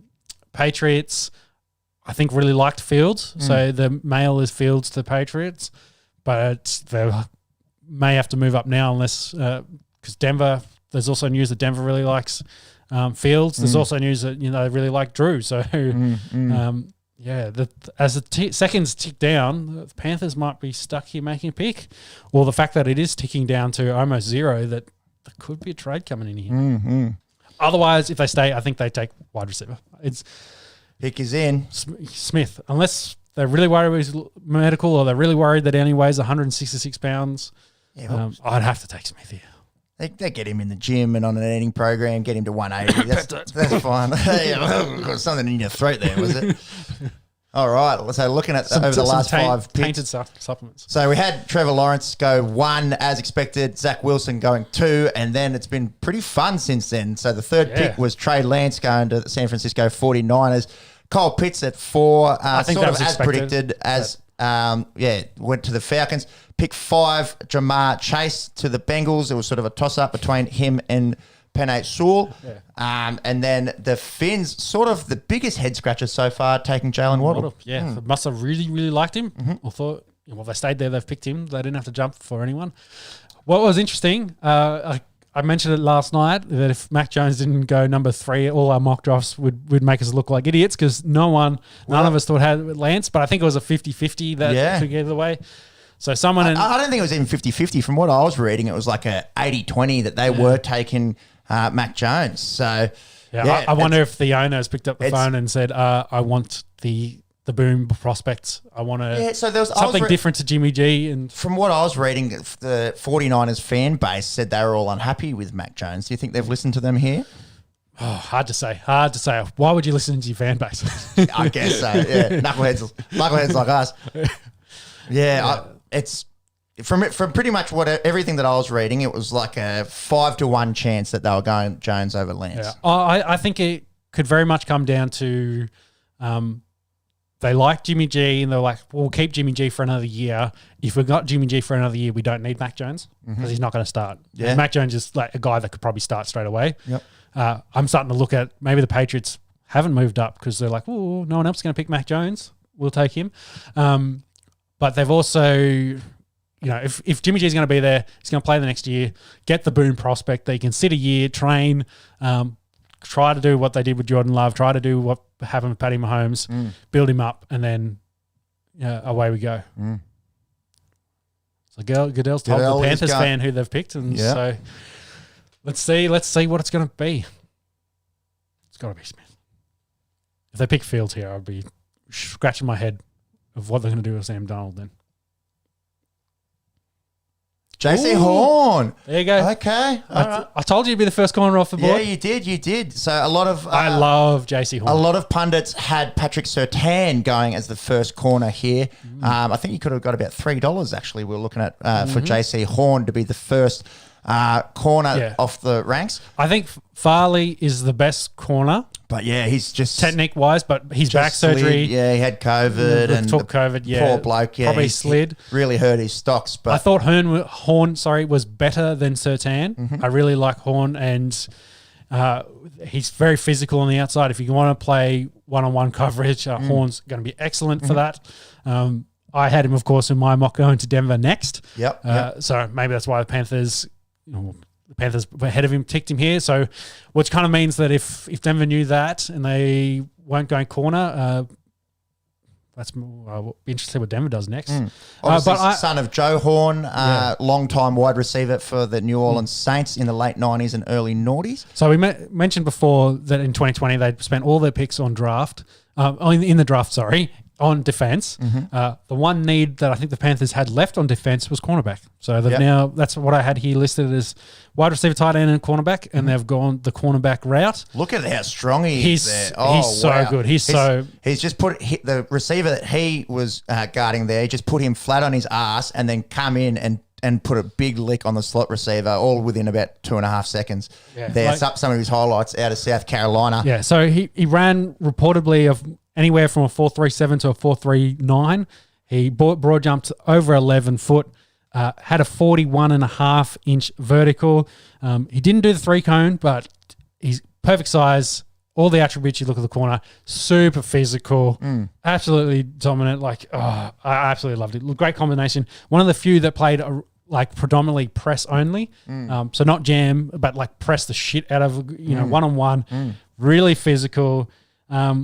His hips and feet, probably not as smooth as Farley. That's why I had Farley ahead. But again, that's stuff that can be taught. He's got good taught. I need Macca to teach me some. Shout out to you, Macca. He does maths though, doesn't he? He does year 6. Year 6. No, actually, no. That's why I need year 6 English. You need about year 3, I think. It was good. Fair shout. So he makes good decisions and attacks the football. He's one of the guys that got a lot of pass defenses, knocks the ball away, got a couple of intercepts. I love Horn. A great pick for the Panthers. I'm disappointed he's not going to be for Denver. But Denver here now. Well, that's a great segue into your Denver Broncos. They got 4 minutes on the clock. Tell me, who do you think they take and who would you like to see them take? And is that the same thing? Oh, yeah. Well, their needs, running back, corner, inside linebacker, possibly right tackle, possibly safety. The biggest holes probably running back and inside linebacker. You don't see running back going in the top 10. Nah, it doesn't happen these days. They shouldn't pick a running. I'll be disappointed if they pick a running back here. Inside linebacker, do you think they take Micah Parsons? So Micah Parsons is a fair shout here. Prototypical size. I think he has everything you want. His production's probably not right where you want it. Weren't you saying before they hadn't taken an inside linebacker in the top 10 for years? Since Al Wilson, which I think was 03. Late night. Early noughties. Or early noughties, like a very, very long time ago. Al Wilson, of course, was an excellent linebacker. There is the connection that the Bears and they took Smith when Vic Fangio was the defense coordinator there. So, yes, they could take that linebacker there. They may trade down at this spot as an option. But I think that the chat's always been quarterback. It's like, are you happy with Drew Lock or do you want to move Lock on? Justin Fields still sitting there. And even Al Wilson, they took him, it was 99, and it was the 31st, I was speculating, 31st pick. Why'd I say 03? They went to the AFC Championship in 03. With him probably being a staple of that defense. But yeah, again, that's pick 31. So do you spend your 9th pick on an inside linebacker? We were mentioning there's a few guys that have gone that high recently. Devin White. Devin White, Devin Bush, Isaiah Simmons, and Roquan Smith are probably the those guys in the last memory. 3 drafts. So yeah, I could trade down here if one of those guys wants to come up and get a quarterback. So from what I can gather from what you're saying, you don't think they take quarterback here. You don't think they take Justin Fields or Mac Jones here? I'm 100% 50-50 at this point. Okay, they could if they're going to pick one, it's Fields. So they could take Fields here. I don't think so, but it's still a possibility. I think a trade down would be awesome if you want Micah Parsons because actually no, the Cowboys are picking next. Cowboys would probably take Micah Parsons if you're still on there. Yeah, maybe, but I think they got bigger needs at corner and on the edge. True. So well, Sean Lee did announce his retirement. We were saying so they do have holes there, and both their starting linebackers were injured a lot last year. So that's a shout. They could take right tackle and Slater. Take Slater to play right tackle now. You happy with their secondary at the moment? Well, yeah, they've got a full secondary. The issue is Kareem Jackson is getting old and Fuller is on a 1-year deal. So that's why I thought they might add corner for the possibility of maybe losing Fuller next year. But I really like their secondary. They got Fuller, Darby, and Bryce Callahan, and then they got Simmons and Kareem Jackson on the end. That's 5 starters. So they're solid there. It's whether you want to I think they'll take a safety at some point to cover Kareem Jackson because he's getting old. Look at that. 9 different starting QBs since 16, the most in the NFL. During that span. That's what happened when Pat Manning retires on. Yeah, just quarterback carousel. Yeah, so that's the thought. Do they take a guy even before Manning, they had Jay Cutler for a long time. They had Jake Delhomme there for a long time. Jake Plummer, excuse me. It's this could go anywhere, really. Yeah, they could go anywhere. They could even take Mac Jones. All right, so they've made a pick. The pick is in. They're not trading out. It's whether did they take quarterback or did they? Well, I've told you, cornerback, inside linebacker, right tackle. Slater's still there. Michael Parsons still there. Yeah. Surtain or Farley is still there. I like Micah Parsons here. I think it's a good fit. Yeah, I think it's a good fit. It's just whether you're worried about his character concerns or his and it's got attitude. And what specifically were you reading there? It's just the kind of red flags that he. I don't want to get into too much allegedly. yeah, but I think it's more towards his like a character. Let's go with a character versus his Krill's character concerns. Okay, but a good coach will take that and be able to funnel it. It's probably the main thing. So if you've got a good coach and Vic is a defensive guy, if he brings him in and says, hey, you're going to be my defensive captain for the next decade. Yep. I'm going to build around you. Yeah. You like Fangio, don't you? Yeah, I like Fangio. I think his game management's probably not the greatest, but I really love him as a defensive coach. I'd love to be – he still hasn't had the chance to – he's had one game with Von Miller and Chubb together. Yeah. So if we can put those two together, with that secondary the way it is, the defensive line, like our defense was good. We probably need the one spot that we really need is a better inside linebacker, as you alluded to. But they also need offensive help, and quarterback is that position they tackle. Goodell is on the stand. He's about to announce the pick. Patrick Surtain. There you go. Corner. Okay, I like that. There you go. So that secondary is so good now. Yeah. So good. They got 4 corners there they can play. Oh, nice to see him embracing his old man there. So Patrick Surtain, the second, his father, long-time cornerback in the NFL, most notably of the Miami Dolphins, but I think played for a few teams. The young man, he's looking very dapper in the light pink suit. Yeah. Tear coming to his eye. Welcome to the NFL, son. Oh, and he's dropped into a great position. He's got 2 really good corners in front of him that he can learn from. Well, 3 essentially. He's got a secondary. That's a good looking secondary now. And if he's got Von Miller and Bradley Chubb ahead of him rushing the passer, he'll be in a good spot. So his measurables 6'2", 208. Ran a 40 in the 4.41, 4.46 range, so plenty quick. Good size and good speed there. Yeah, 6'2" corner. He'll be able to go to those prototype number 1 big receivers. 18 on the bench, 39-inch vert. Great measurables. He played a lot of man and a little bit more press than I think Farley did. I think Farley's overall positioning, and I'll talk about positioning and being in the pocket, so as in essentially being on the receiver's hip.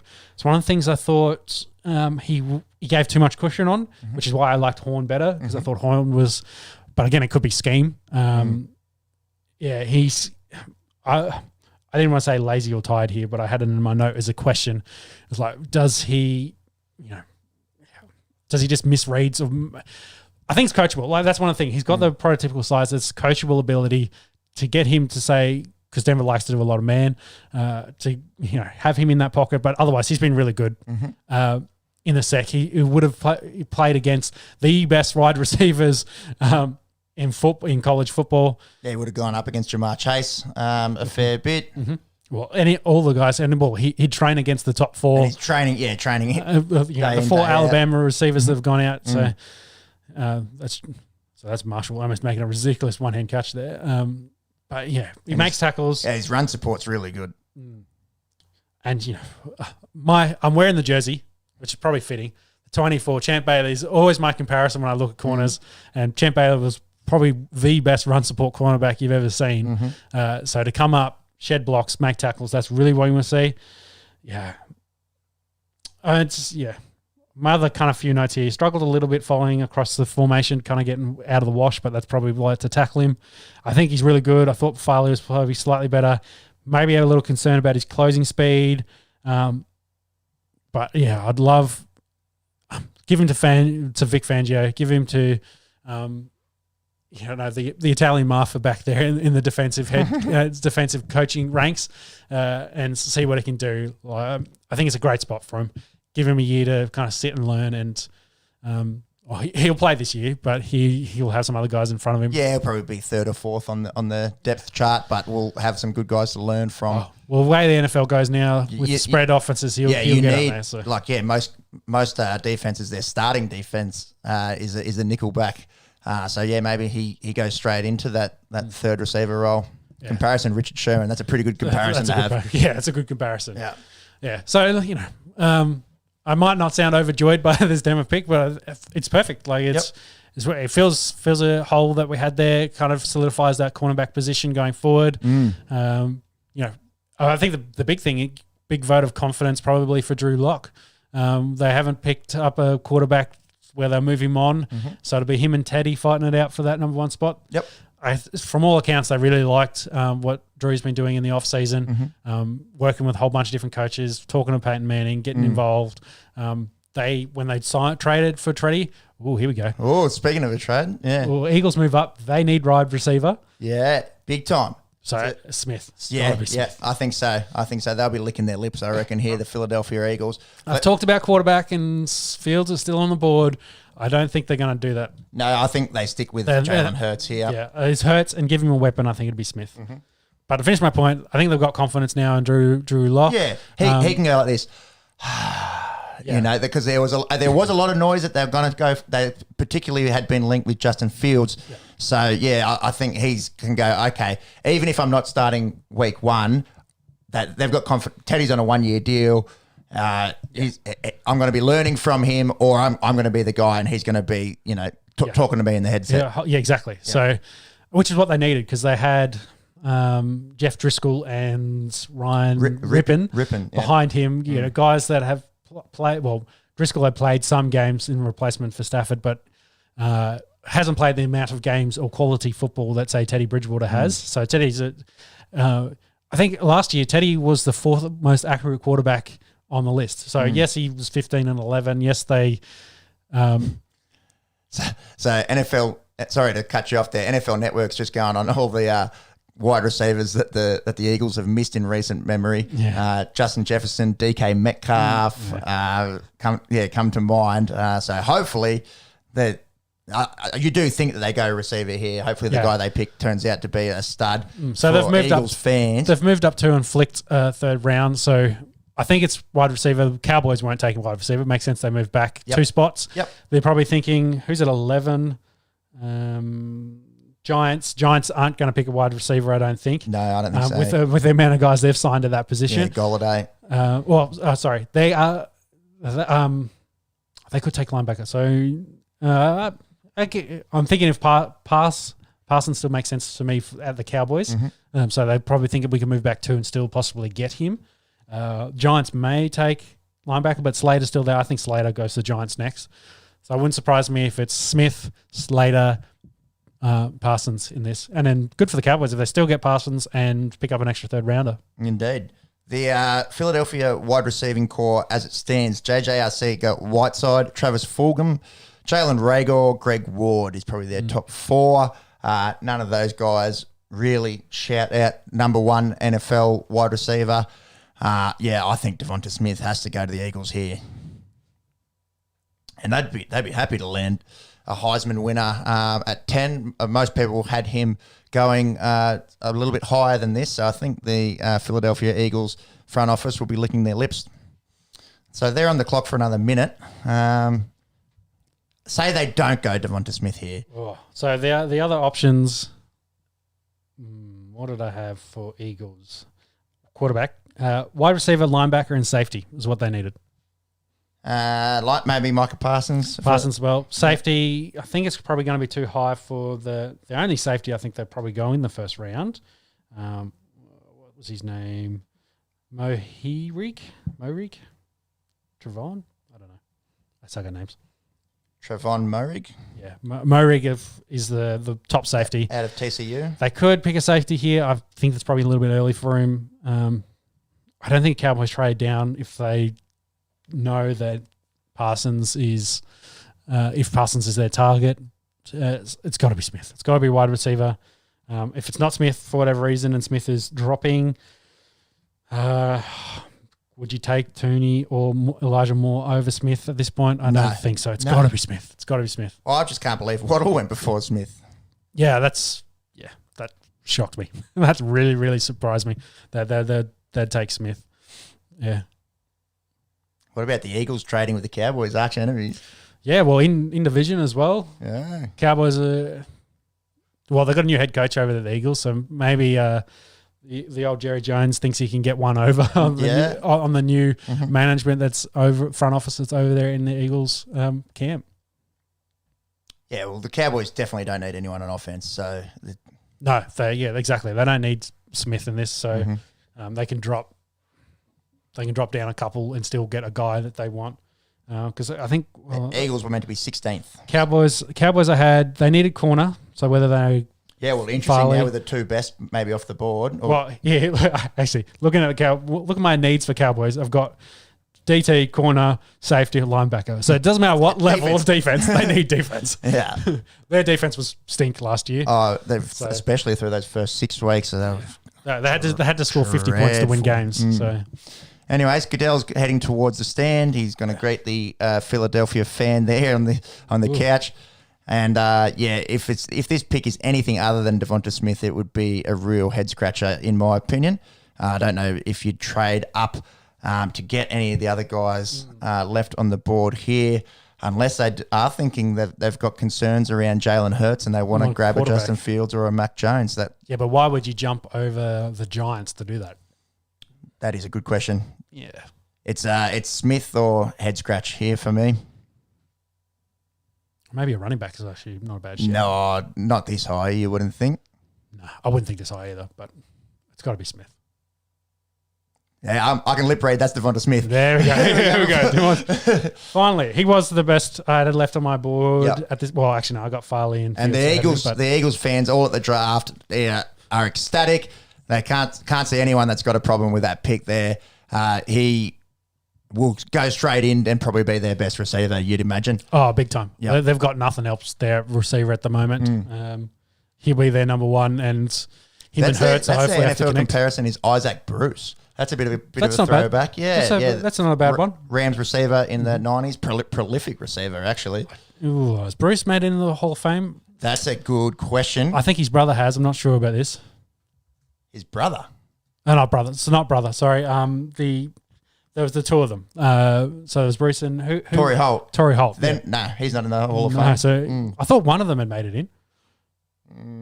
Could be wrong. Maybe not. I don't think either of them. Wow. Yeah, that's not a bad comparison. We're talking to Jerry, like a shorter Jerry Rice, like a lean guy that's prolific at running routes. Jerry Rice famously run the 4. He's 40 as a 4.7, or just under a 4.7. Yeah. I think Smith's a little bit quicker than him. I think he's super silky with his running, but his catches, his hands, so good. Like his hand, they're like glue sometimes. So some of the catches he makes, he's just. Yeah, he is by far the best route runner. I thought he was the best wide receiver not named Kyle Pitts in this draft. Yeah, this is an absolute steal, I think, for the Philadelphia Eagles as they're showing the Heisman winner's tape here from his breakout year at Alabama. Yeah, and just the way he gets up to that ball. Have you got his vert there? He must be... No, he didn't measure. So, okay. but which is the one thing I didn't really like about both Alabama wideouts is they didn't do any measurables. So you then question, I was like, well, how fast are these blokes actually? How nimble or athletic are these blokes actually? Is there any reason why? I don't know.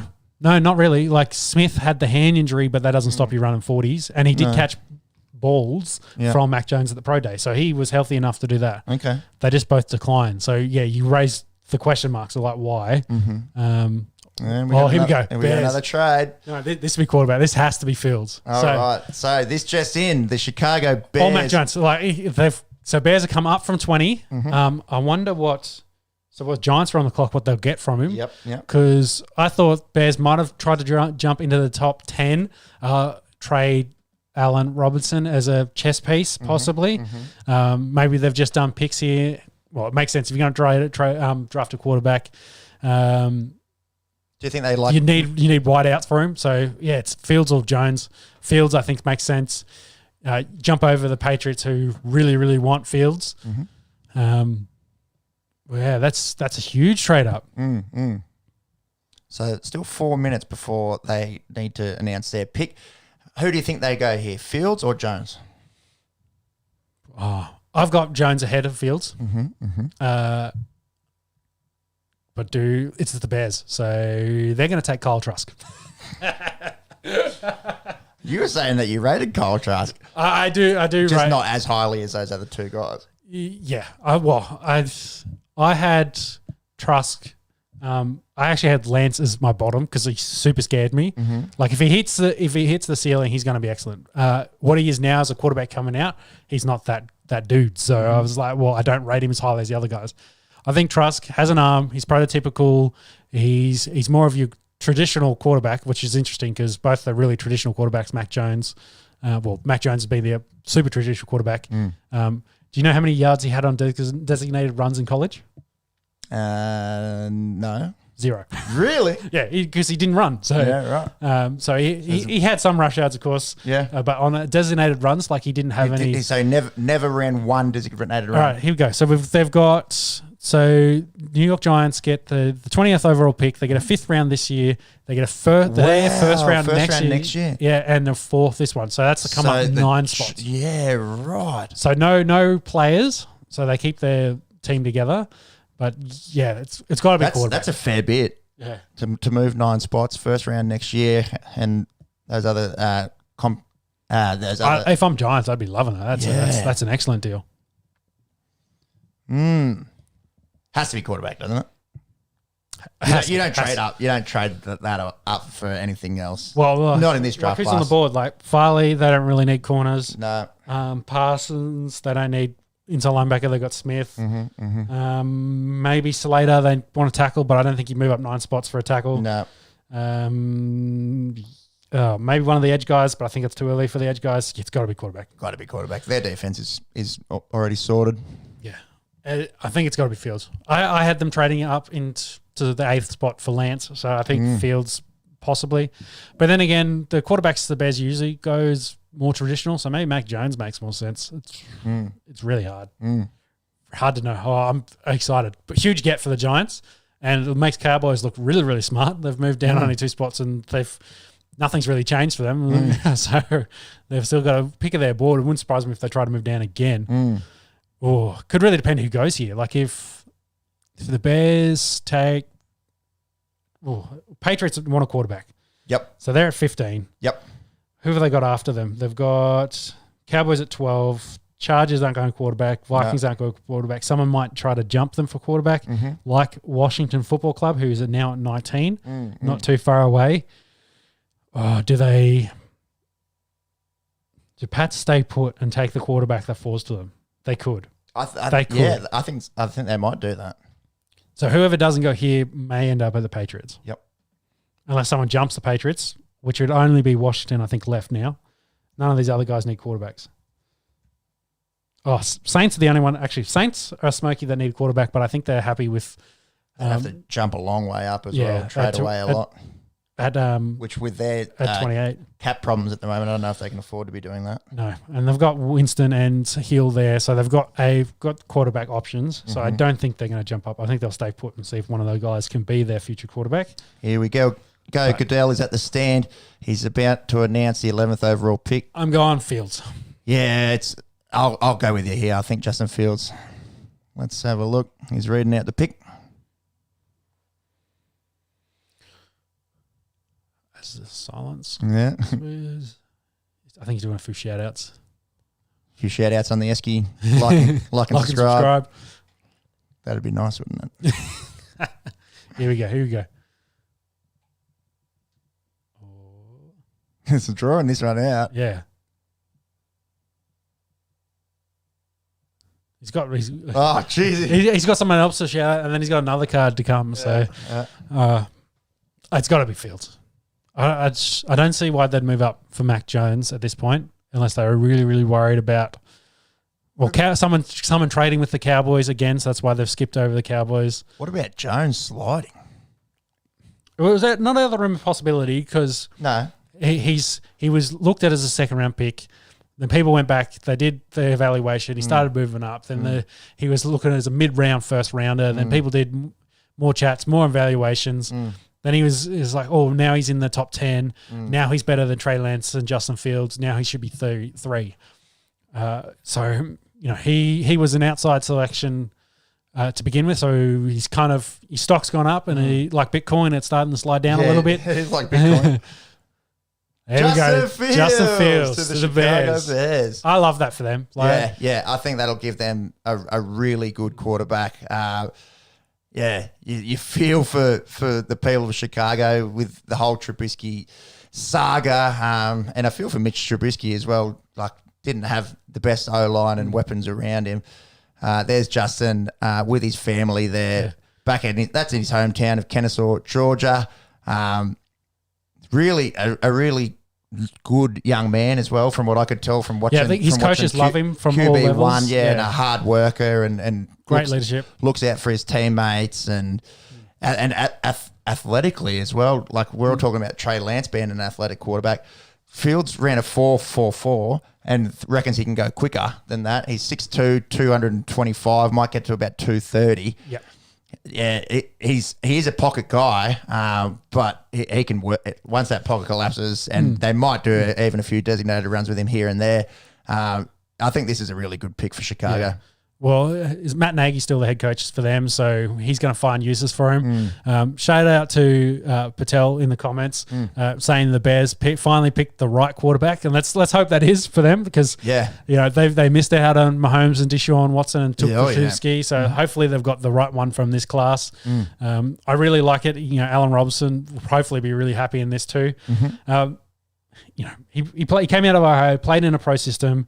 He can make the off-platform throws with that Mahomes comparison that they love to make.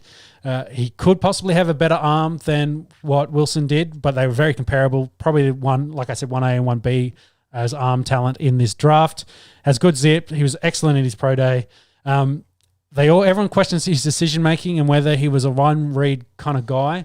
I don't think that was the case. What really concerned me was his passing motion was slow. So when he actually made a decision from that point to where the ball came out, for whatever reason, it just seemed to take an age. And in the NFL, of course, you're not going to get that chance. I think it's just his motion's probably a little bit loose, where the ball comes out away from his body and then he's got to kind of bring it back to sling it. So, it makes it look slow, which then is your concern. The comparison that's whacked up on the screen, Dak Prescott, is probably pretty fair. I really like that as a comparison. Similar size, similar kind of build and speed. Yep. Probably going to fit the same mold. Like, yes, he can move around. Yes, he's going to run. No, you don't want him to be running like Lamar Jackson is. Can he make the deep throws? Can he make the passes there? That's actually a really good comparison. Can he turn into that? The one other really big issue I had for Fields was watching the tape, the amount of passes he threw to the sidelines. So, which is, again, that one-on-one coverage, throwing it to the sidelines where you got to pick your dude, make sure he's open, deliver the ball. Almost exclusively, like in a game, he'd throw, say, 80% of his passes to the sideline. So that's my concern is, how's he going to go try and throw the ball over the middle where you have safeties, linebackers, and guys dropping in, moving out, where it's a lot more, again, going back to the decision-making of a challenge to pick guys out and work it. So that's one of my really big concerns is, can he make that jump? Can he coach? Like, Nagy's a really good offensive coach. Can he turn him into the quarterback that everyone thinks he can be at the next level? The other kind of little thing that came out was during the week or last week, he has epilepsy. Okay. But, medication, he'd be fine. A Hall of Fame. Who are we talking about that had epilepsy and was a Hall of Famer? Guard, Allen. Pittsburgh guy. Faneca. Yes. Played for the Jets, I think, as well. Hall of Fame guard. Yep. Like, it's definitely doable. Yep. I didn't know that he had epilepsy. That only came out through, but that's manageable. Like, I don't think that's going to affect his playing career at all. No. shout out to the guys that make it to the elite level of sport, carrying something like that or diabetes. Jay Cutler played with diabetes. Yep. They just got to figure out you got to manage it. Mm-hmm. Means, if it means taking a shot at halftime, may manage insulin levels, or you got to go off while the defense is on, take your shot. Like, you figure it out. They'll figure it out through the process and sort out that. So pick in for Dallas. It's got to be defense of some description. Yeah, so what do they do here? So the best two corners you'd say are gone. They still have Farley there. Farley is a guy, if you're happy with his medicals, you take him. If you're not, maybe he slides. There is the safety as well, Morig, that we talked about before, but Parsons makes sense here. Okay. You don't think they go edge rusher? I think it's still too early for edge rusher. I think it's either going to be Payne or Jalen Phillips as the number one. Quiddy Pay out of Michigan. Yeah, it really depends on what you want. I think Pay makes – when we get to that, we'll talk about Pay in a bit more. Yeah. Rogers walking out. Who we got next on the list is Chargers. We'll talk about AFC West division rivals in a second because we did have a question in the comments from that, but we'll see what the Cowboys do first. It's got to be defense. If it's not defense, Jerry Jones has a problem and it needs to be stopped. I think he has a few problems from what I've heard, but we won't go into that. Won't speculate too much into those. He's billionaire. He can spend his money how he likes, I think. Do whatever the fuck he wants. Spend his cash however he likes. Interesting enough, he's not on the boat this year. On the giant, well, when I say boat, I mean like floating mansion. Yeah. On the super yacht, yeah. So he must have some decent internet out of that super yacht. But he looks like he's in the building in the Cowboys facility. Who does he pick here? Slater's actually not bad. No, they don't need offense. They don't need offensive. No. Do not, Jerry. Don't do it. Don't do offensive. It's defensive. It's got to be defensive. Has to be defensive. And at any level, I'd be happy if they made a selection. I think the defensive tackles and the edge. Defensive ends or edge linebackers, pass rushers at this point, maybe a little bit early. They did lose Aldon Smith recently. So maybe it is Phillips or Payne or one of the other blokes. Farley makes sense. It's got to be Parsons for mine with the retirement recently of Sean Lee and the stink they put at linebacker last year. Micah Parsons. There you go. You're getting good at the lip reading. Yeah, getting there. Huge pick. Love it. Jerry Jones doesn't worry about character concerns at all. He just picks. He just picks football players.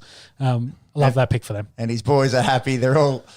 How good a feeling would that be, man? Like, it's life changing. Yeah, yeah.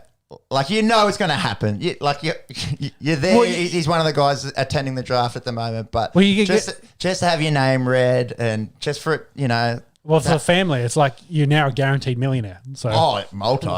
multi. Yeah. So it was like, hey, and all that work, a lot of them as well, like on the mum and dads, and all that work, from Pee Wee football where they just played it because they enjoyed it to, hey, I'm actually really good at this in high school to, hey, we may actually be able to play in the NFL with a good college. To get to this point, it's 10, 15 years worth of effort. Yeah. It's paid off. Your kid's now set for life. Yep. Hopefully with good financial decisions. Yep. We know that is a problem with in the NFL, but hopefully, I'm not saying that's Michael Parsons' problem. No. But it's like it's a great feeling. It's a great feeling. It does happen. Yeah. So good on you, Michael Parsons, and your whole family. And Dallas gets someone that could possibly lead their defense. For the next decade, really. Yeah.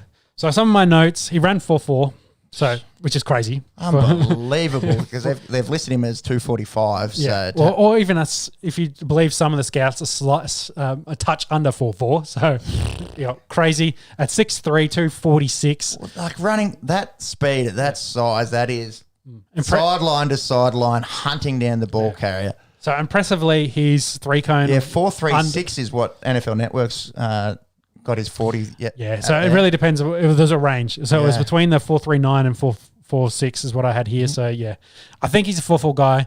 My biggest concern is watching him on some of the tape. He doesn't play like a 4.4 guy. I think, and I worry about his vision as well, which probably makes him seem a bit slower. He does a bit of everything because what you love, though. And those things I just mentioned, they're all coachable aspects. Yep. Again, so you've picked the guy based on he's got all the talent. pure talent we want. We need to give him the ability and the mental aspect of the game to make him as dominant as we think he could be. But, when he puts his foot in the ground, comes downhill, like he can rush the passer, he can cover. He's going to cover tight ends. He won't have problems with covering tight ends. As I said, he's the prototype prospect for an inside linebacker. He's refined. He just needs to be coached. And he goes to an absolute poo defense, so hopefully he can bring him over the level, and they have some good quality coaches there. And they've got some good linebackers there in Jalen Smith and Leighton Vander Esch, so hopefully he can learn very quickly off them. Something with inside linebackers that I've noticed over the last few years, a lot of them are able to step in and just be guns straight away. Well, Devin White, it took him a year. Yeah. Darius Leonard. Darius Leonard is slightly different. He was excellent. Straight away. Yeah, Devin Bush, I think it took him a couple. He was hurt a little bit as well. Smith, I think, took him a year, but it's the guys that come in as a rookie or second year, they can be sweet to go. And the linebacker core for Cowboys banged up, recent retirements. So, Parsons will come in. He'll probably be in the middle, might kick Brown out one spot, and but they'll have a good core now going forward, which will be good. They had Saquon Barkley there congratulating him on Twitter. Obviously, both Penn State guys. I wonder if Parsons might have even been a rookie or a freshman there when Barkley was a senior. I'm just having a look there. So we now move into the Chargers, and I want to cover this question. We had a question of who are the Raiders and Chargers taking. So Chargers are up next, of course. Corner, they need corner. Chris Harris is getting older, so Farley maybe makes sense. Offensive line makes huge sense here. You got Slater still on the board. Sorry, Monkey, your tackle run didn't happen. So Slater could go to the Chargers. That makes a lot of sense. Protect Herbert. I think they take tackle, personally, whether it's Slater or Darisaw, Christian Darisaw out of Virginia Tech. I think that makes a lot of sense. Their defense has been pretty good. Yeah, I don't think they need to add in recent memory to defense besides corner. The other hole they now have is tight end, but it's too early for any of those other tight ends. That'll be a day 2 problem. Yep. So, I think it's either Farley or Slater here at 13. Do they take a receiver, given how good the receivers still out there are? They did lose Tyrell Williams. They've got Keenan Allen. And Mike Williams still there. And Mike Williams I think still there. So they've still got talent at wide receiver, but that is an option. They could add another receiver there. Well, they could add a slot receiver, which is what they need. You got Moore and Rashad Bateman. Bateman's possibly, but Moore and Tooney are probably the next two. So those two could possibly go. I think they're the options. Yep. It's whether you want one of those slot guys, maybe too early for them. I think Slater or Farley makes more sense. Raiders, on the question of what the AFC, the Raiders do, they pick at 17. I've got them picking linebacker. Well, I think I've listed all 4 levels of defense, so they'll pick someone on defense, or they need someone to protect the quarterback since they traded away nearly their entire offensive line during the offseason. So whether they're trying to get younger on the offensive line, so maybe the Virginia Tech tackle in, what's his name? Darisaw. Yep. Yeah, Darisaw maybe goes there. Yep. But we'll get to that when we get to that. Following up questions in the comments, where does Mac Jones go from here? Does he go to the Patriots? I like that. That's not a bad shout. Yeah. But from what all the reports is, they like the movement quarterbacks now. So whether they, the movement quarterbacks they liked are now all gone. You've got the 2 prototypical quarterbacks kind of left at is your number 5 and 6 in Jones and Trusk. I picked Trusk going to the Patriots if they want to go back to that old Tom Brady style, which is not out of the realm of possibility. Mac Jones is a fairly good shout as a good comparison to Tom Brady. He's a guy that sits in the pocket, not going to run around. If you like that, accurate. Do that. Obviously, doesn't have the same size as Brady. Yeah, slightly shorter, yes. Because Vikings aren't picking quarterback. There's a lot of good tackles. Actually, now I think about Jenkins is still on, but I really like Jenkins as a tackle. So does Mac Jones slide down to the Washington football team? Oh, you could even slide out of the first round at this rate. Yeah. If Washington don't want him, then I don't think the quarterback, if he gets past 19, I don't think a quarterback, unless someone wants to trade with Bucks at 32 or the Ravens at 31 since they have an extra pick now, to pick up a quarterback there very, very late. They could, both slide out, which would be really interesting. If he goes to the Patriots, I think that's a great pick for them, but don't know. So Chargers pick is in. That should come up very, very shortly after the ad break. I think we're saying Slater or Farley. Yeah, this is a shout. I like tackle. I like Slater or Darisaw. Do you want to have a chat about Minnesota, who they might be targeting? Yeah, can do. Who are your needs there for Minnesota? So as we talked about earlier, they got rid of Riley Reif, so they need tackle. So if Slater goes here, that takes him off the board. Could go tackle. Yeah, could go tackle. I really like Jenkins as a tackle. Yep. I had him ahead of Darisaw purely because I think Darisaw's more prototypical. I think Jenkins is just an absolute dog as a player. Like, he's super aggressive. I really, really like what he does. If you like that type of tackle, you'll take him over him. I think from memory, let me just check my notes. Jenkins played predominantly right tackle though, which is the reason why he might slide. So you're kind of projecting whether he could play left tackle. He's got the size for it. Played right tackle. Yep. They probably don't need anyone on defense. Hey, like they could add a corner. They got Patrick Peterson there, who's old. Yeah. So whether they could add another young guy again, if Farley keeps sliding. They could pick him. Edge Russer is probably the other one. I thought for them. They've got Danielle Hunter, but maybe someone to help on the other side. Yeah, and linebacker, they'd be all right. Anthony Barr, Eric Kendricks. Yeah, and they've still got Smith. I think still no.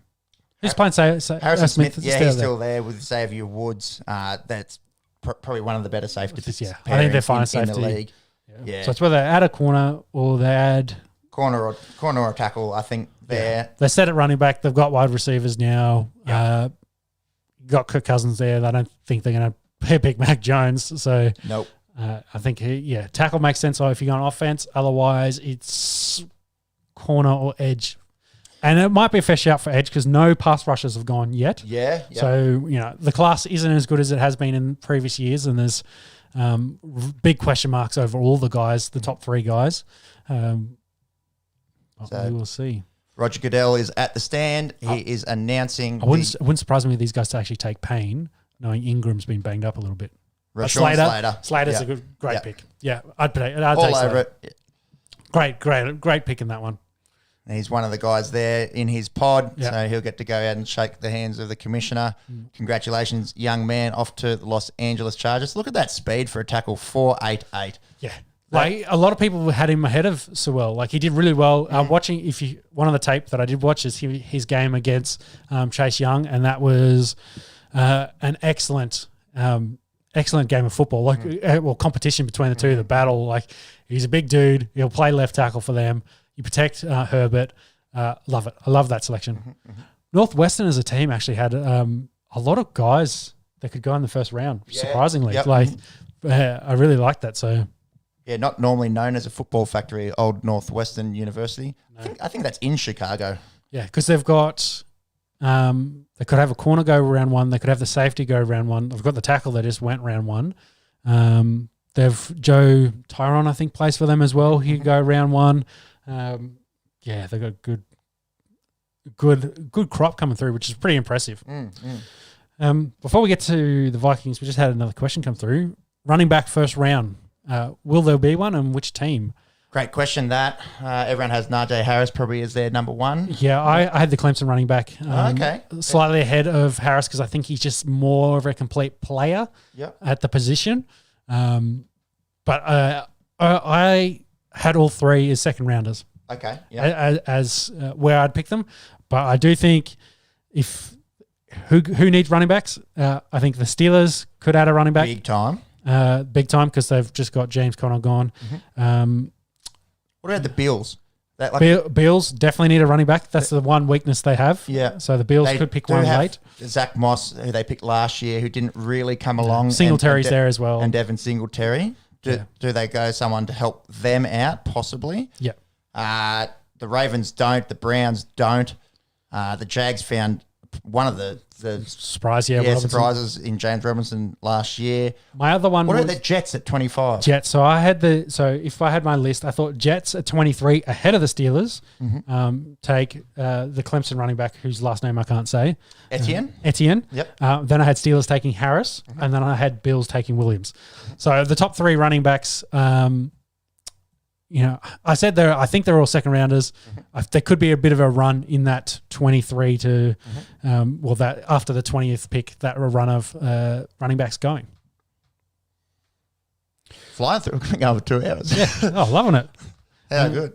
So what have we got next? Oh, with Vikings coming up. They're just still celebrating the Chargers pick. I love that for the Chargers. We'll have to have a chat with Chris Pappas. Shout out to the Greek god. Pappy, see what his thoughts are on them taking a tackle to try and help protect Justin Herbert.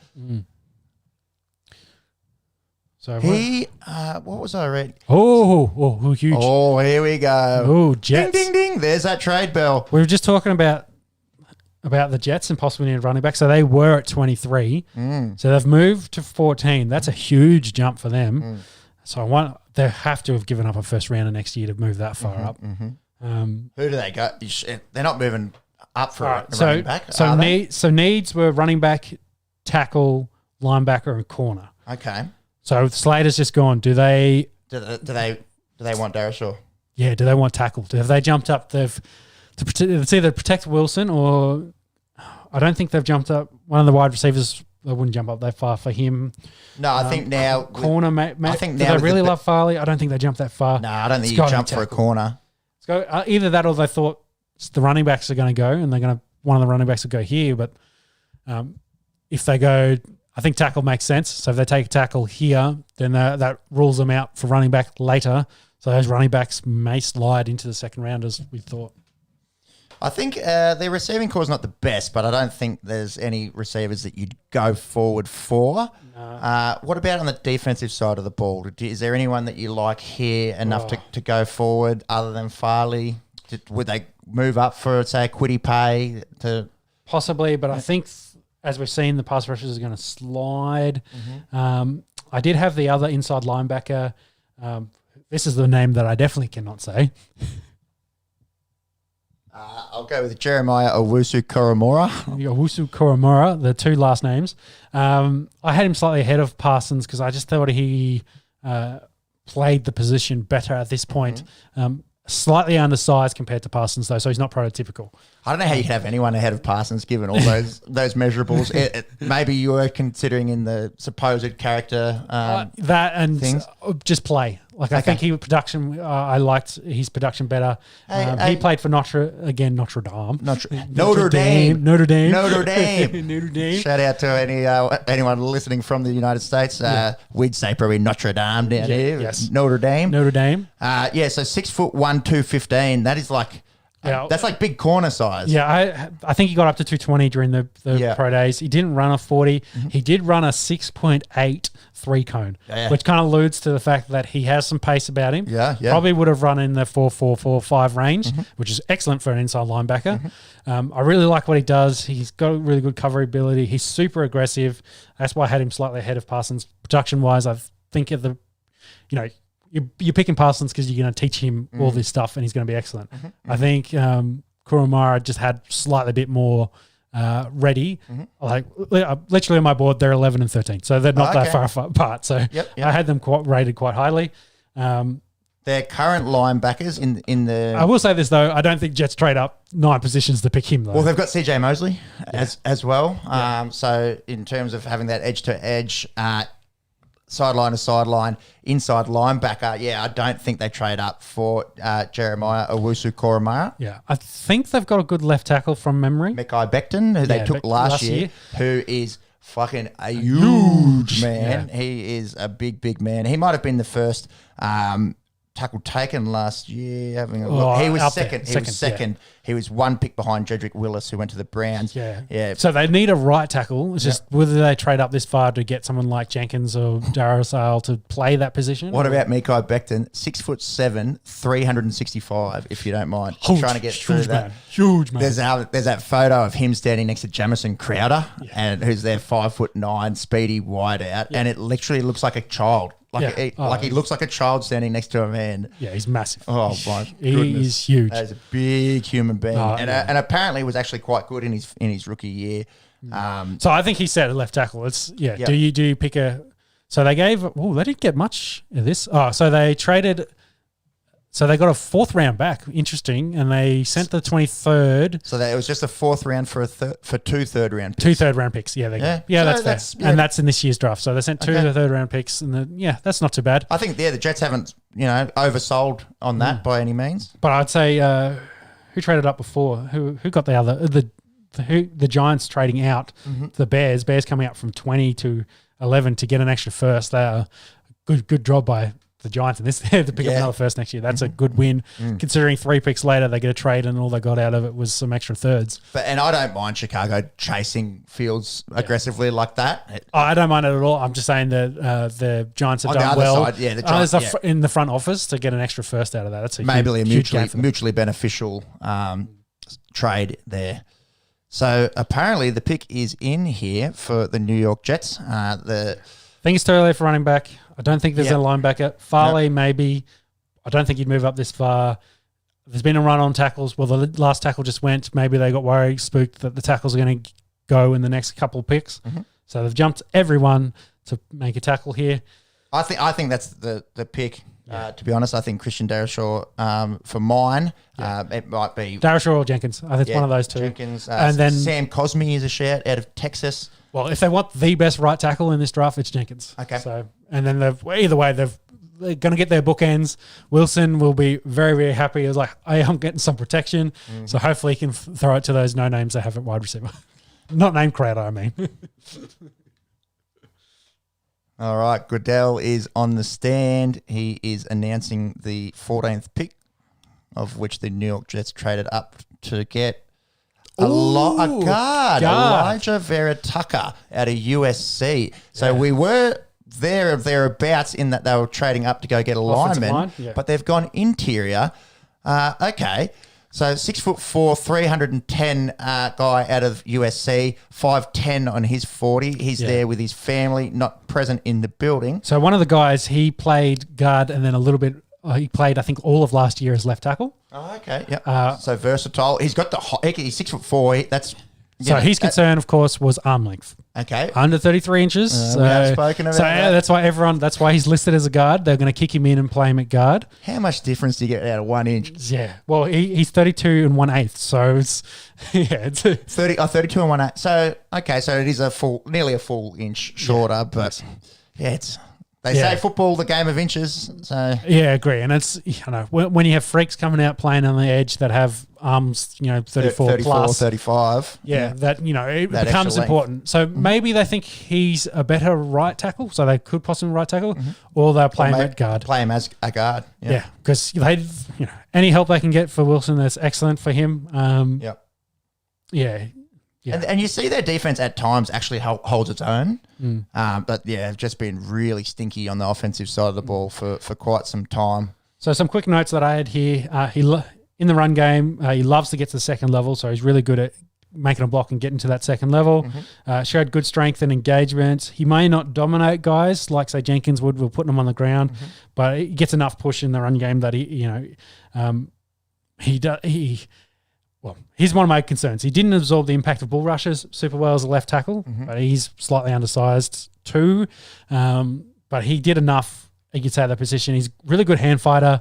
He doesn't let the defenders get his hands on him, which is really impressive considering his arm length. He's got a great solid base. Looks like a really good prospect. Probably going to play guard for the Jets. And, I think that's pretty good.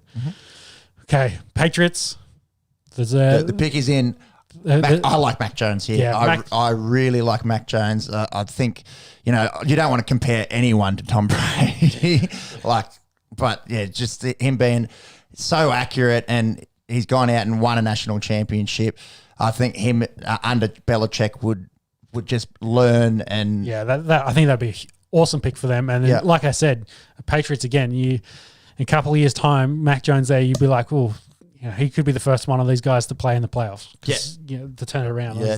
Actually. Yeah. So I really like Mac Jones as a pick. What's he go with Cam's deal this year? He's on 1 year minute, like on the. No, he got more money than he did last year. Yeah, he got fuck all last year. He got a bit more money this year. Yeah. But still a 1 year deal. My other needs, real quick, was Roger comes out.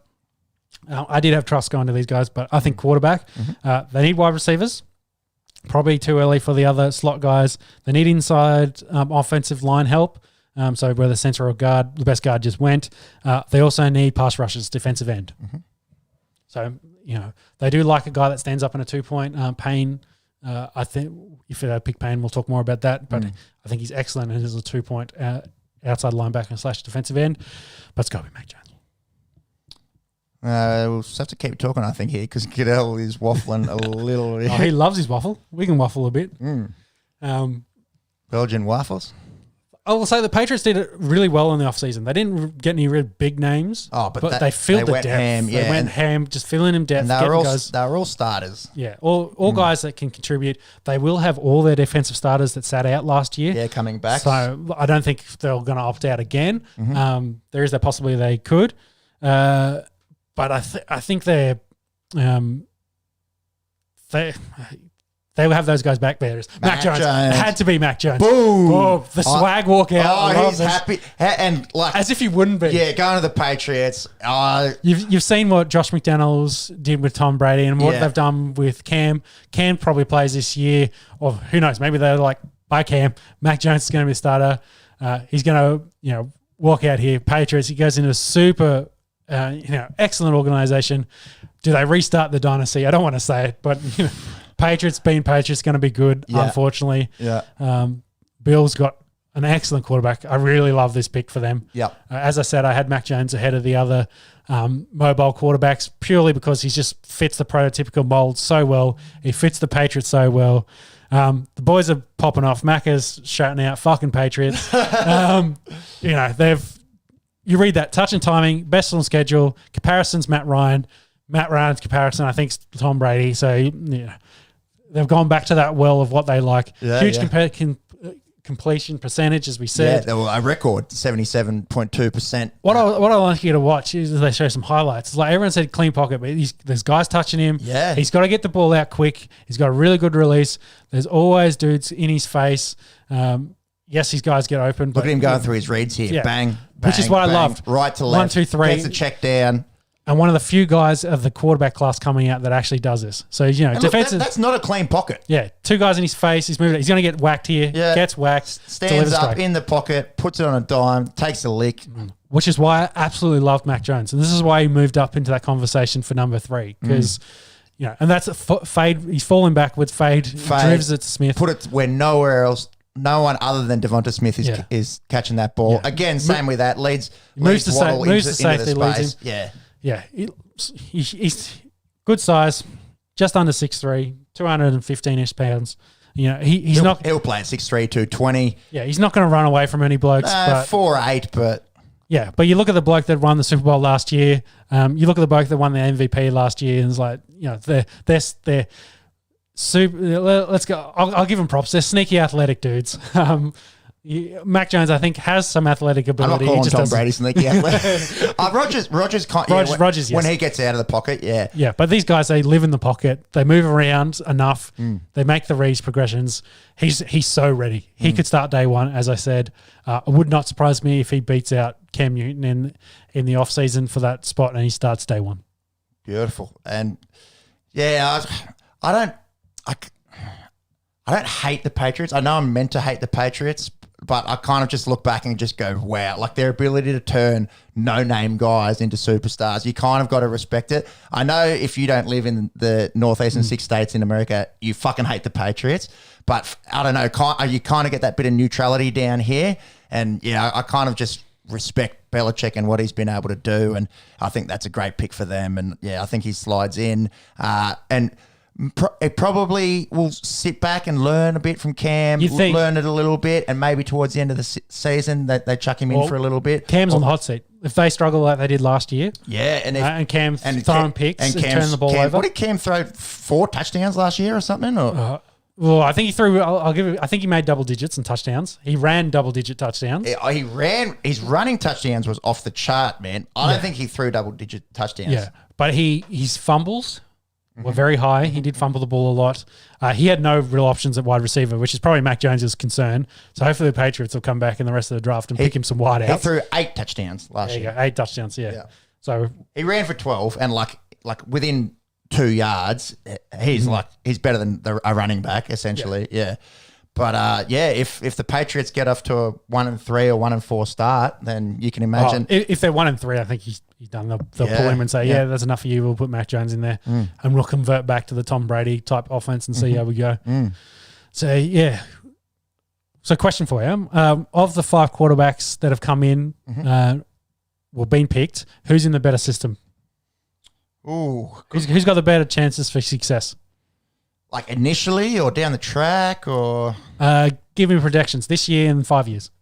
This year, I'll say Mac Jones. Out of all those teams, I'd take Mac Jones under Belichick with all those defensive starters coming back and a defense that still played pretty good, Yeah, 100% agree. With half their guys opting out.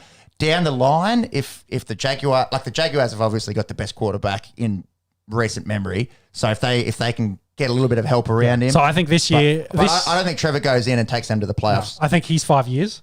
Trevor's 5 years, and I think Mac Jones is immediate. Yep. So cards are on the clock. The only hole they had was corner. It wouldn't surprise me if Farley goes here. Yep. Yeah, Patrick Peterson leaving there. They did get Malcolm Butler. Ooh, that's a bit of a surprise. Zayvon Collins. Okay. Huge linebacker. 6'4", 259. Yep. I think he... Out of Tulsa.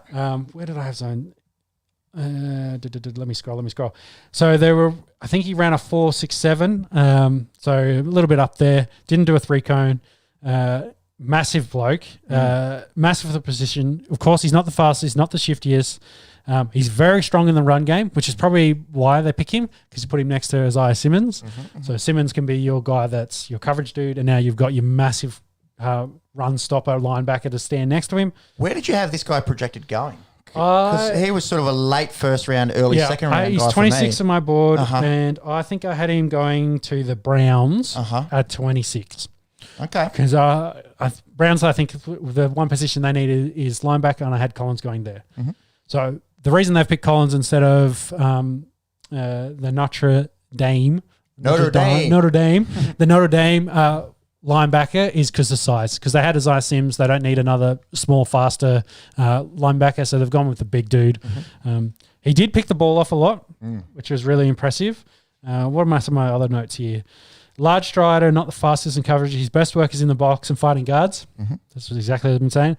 Maybe limited to a 2-down back in the NFL, so he might come off on passing downs, like the 3rd down.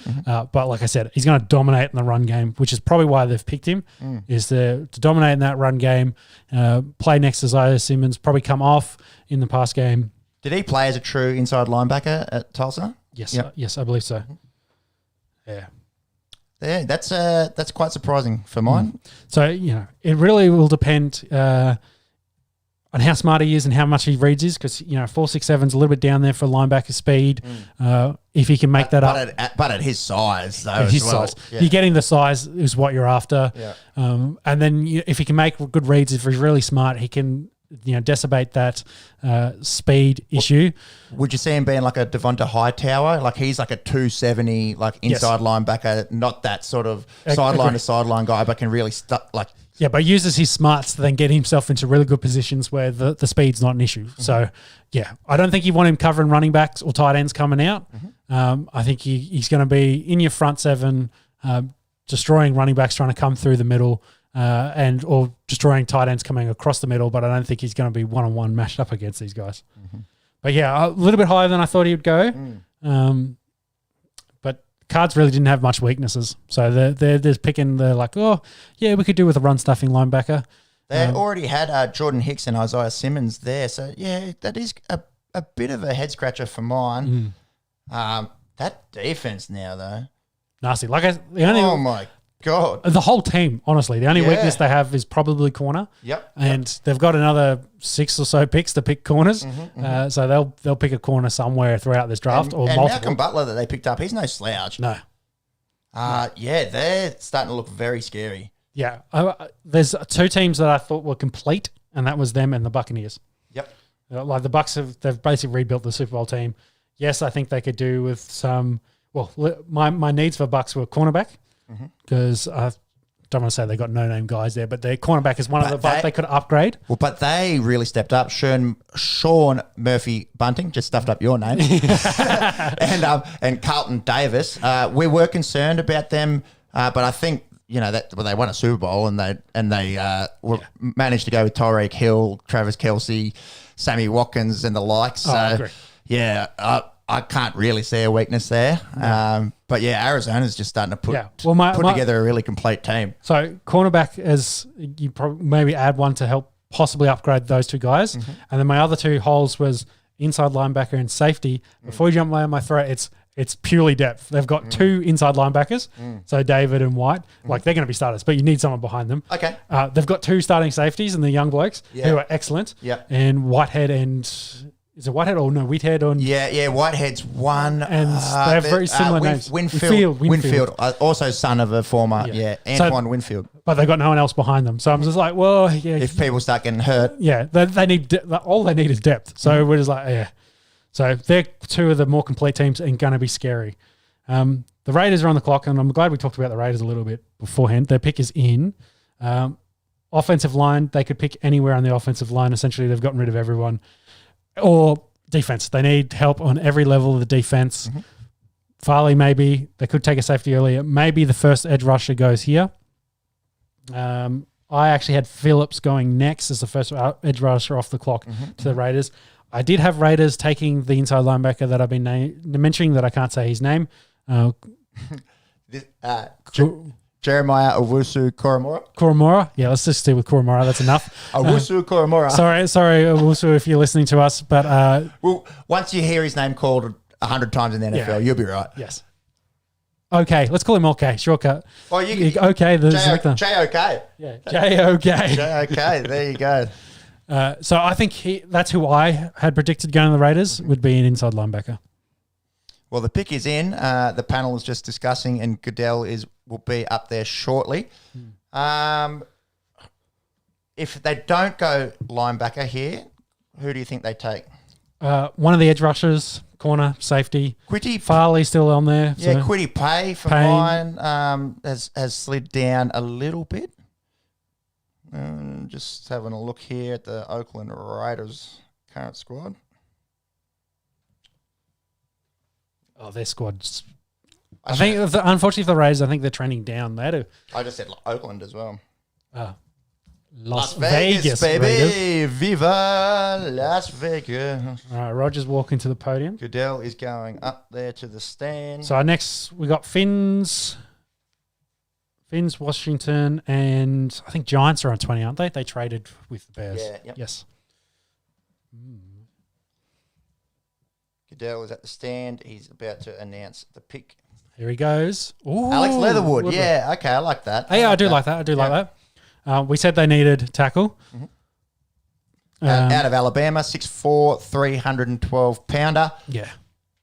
Goes ahead of Christian Darrisaw, who most people had ahead of Leatherwood on their boards. I think Darrisaw is very prototypical size. I don't think he's really ready to be a left tackle. I think, and I'd also say Alex Leatherwood. Where did I have Leatherwood? I think he had him really far down, unfortunately. Yeah, I had him as like a early second rounder. Yeah. But he played at Bama. So he's played against the top competition, which probably doesn't, which is a good thing. He really drives the ball hard in the run game. He's got a good kick step. He's balanced. Balancing his base may be a little bit concerned. He does play high at times, but very teachable. He's very physical. He's very strong in the run game, as I mentioned, which the Raiders. Is that Dad, do you reckon, doing a dance there, or one of his boys? Yeah, I'd say so. But he's a huge unit, and the Raiders. That's him. Yeah. He's huge, man. Yeah, the Raiders absolutely love big physical tackles, and they love pounding the rock. So very on point for them. Maybe picked him a bit higher than he probably should have gone, but the Raiders is a great pick for them. Looking at him standing there, he looks solid, man. Yeah, so my other note... there's Dad. Yeah, there's Dad. My other note is I don't think he has cracked Ben yet to deal with speed rushers on the outside. A few occasions where he gets beaten to the corner, like by speed rushers. Again, that's kick step. That's teachable. They have nothing on offensive line. They're going to add him. He'll probably play left tackle for them, definitely. Derek Carr and or Mariota will be very happy to have. Because they had a really nice offensive line a few years ago with Kelechi Assembly and Rodney Hudson. So they traded Hudson and Assembly's on gone. Where is he on the Raiders? On the Ravens? Yeah, so Hudson I think went to Cards. Yeah. No, I don't think he's on Raiders. Otherwise, Macca would have talked non-stop about him. Is it the Jets? Kelechi Assembly. Oh, he's at the Chiefs now, and he was at the Jets. He was at the Jets. He's now at the Chiefs, yeah. I think he got signed to them. But they traded whoever they had playing tackle for them recently. So, yeah. I think Raiders probably trending down a little bit at the moment. I think the Chargers and Chiefs trending up. Well, Chiefs are the Chiefs, but I think your Broncos, if they get a healthy Von Miller and a healthy defense. Healthy defense, so they're going to keep them in games, and then we just need Locke or Turdy to put it over. Healthy Cortland Sutton, you got to remember he's coming back.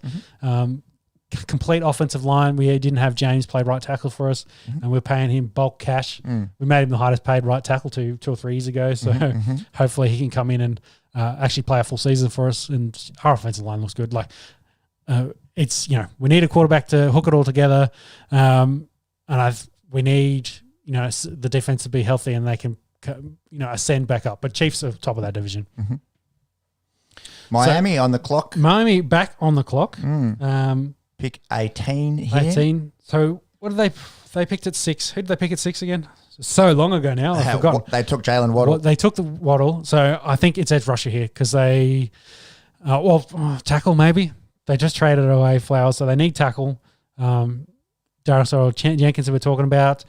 I think edge rusher, though, I'm thinking Phillips may go here, or it might be his other former Miami teammate, possibly, or Payne. I think they're the top 3 edge guys. So they need edge. Otherwise, tackle. Goodell is at the podium and announcing the pick. Jalen Phillips, There you go. So I love Jalen Phillips. Some people had Payne and Gregory ahead of him, but I really, really liked Phillips. I think he's just more let me just find me notes real quick. Let's see. Where did I have Phillips ranked? I think I actually had him quite high. I had him 15 on my board. There you go. So, 6'5", 260, over 33-inch arms, so he's got good arm length. 4.56 was his 40, so 4 seconds 5.5. So very, very quick. At that size. At that size as well. 36-inch vert, huge. 3 cones really important for edge rushers. Look at his feet there as well. Yeah. His footwork is unreal. So depending on who you have, he's 7 seconds or 7.1 seconds. So not under the 7, but it's still good times. His biggest concerns are injuries. He was hurt a lot in 2018. Yeah, just showing he retired. Blew out his ankle. He retired in college. It was at UCLA. He came back this year. He played a lot of 2-point, so not in the 3-point as much. Very, I don't want to say rare, but look, scouting the edge guys, he was the only one that did spin, rip, or swim moves. Like the others were they focused heavily on ball, or they had one other move. But he had the lot. He's really fast in a straight line. I don't think he's the fastest off the line. He's not super explosive. But, of course, I try to compare that to Von Miller, and Von Miller's a freak, so I probably should stop doing that. I had him slightly ahead of Payne, of course. He usually wins to the corner against right tackles because he played mostly as a left end, left defensive end, so he's facing against the right tackle a lot. If there's a slow right tackle, he beats them. He beats them with good length as well. He usually gets his hands on firsts. I think he's a better pass rusher and has more pass rusher moves than the other two guys that I mentioned before, which is probably why he's gone ahead of them. He's got a good motor. I think all the guys coming out had good motors in this. They're very strong, knows how to use his leverage, never gets pushed back. I love his inside swim move. So he'll beat you to the corner a lot and then he'll flick back inside with the inside swim move, which is really good. And you see a lot of the speedier edge rushers doing that where they really sell that they're going the outside and then bang. Yeah. And it's pretty. And that's how he got a lot of his sacks. Yeah. Got good play recognition, can find the ball carrier, and he shows up really well in the run game as well, which is what you want from a pass rusher. Is he's not just out there constantly trying to get to the quarterback. He also can recognize play and make tackles. So he did do all that. He's a really good complete prospect. His biggest concerns were injuries, had concussions, had the other things as well. So did retire. How is he a bit older? That means, or he's probably still only 2017, 4 or 5 years. So he's probably got to be 23 or 24. I'm just bringing it up now. Jalen Phillips. It doesn't even have a Wikipedia. Surely not. It depends on how you spelt Phillips, I guess. Have you got the spell there? There you go. Yeah, you're missing an E. Jaeelan. Lan. Yep. I got Phillips with 2 eyes, but I could be wrong. What you got there, baby? There you go. So no, he's still only 21. 21. Yeah, must have started really young then. 17 in a college. I wonder if there's been any guys that have retired from college ball and then gone back, and then make it to the league. That is crazy. Oh, that's big time crazy. I think he's also the first guy to go today from California. There you go. That's a shout. I think so. Out of Redlands, California. Okay, so we got Washington on the clock, and Washington are picking number 19th. Sorry. Quarterback might have been an option for them. I don't think they go quarterback now. I don't think they'll pick Trusk here. They do need tackle, and we've been talking about those two other blokes, Jenkins and Darrisaw. Yeah, they're still on the board. There must be some concerns with them at this point. I could see Jenkins going here and Darrisaw sliding a little bit. Otherwise, linebacker. And I had Davis going at this spot. But they could take one of the other linebackers here because I think that's, for their defense, that's really the only thing they need to add.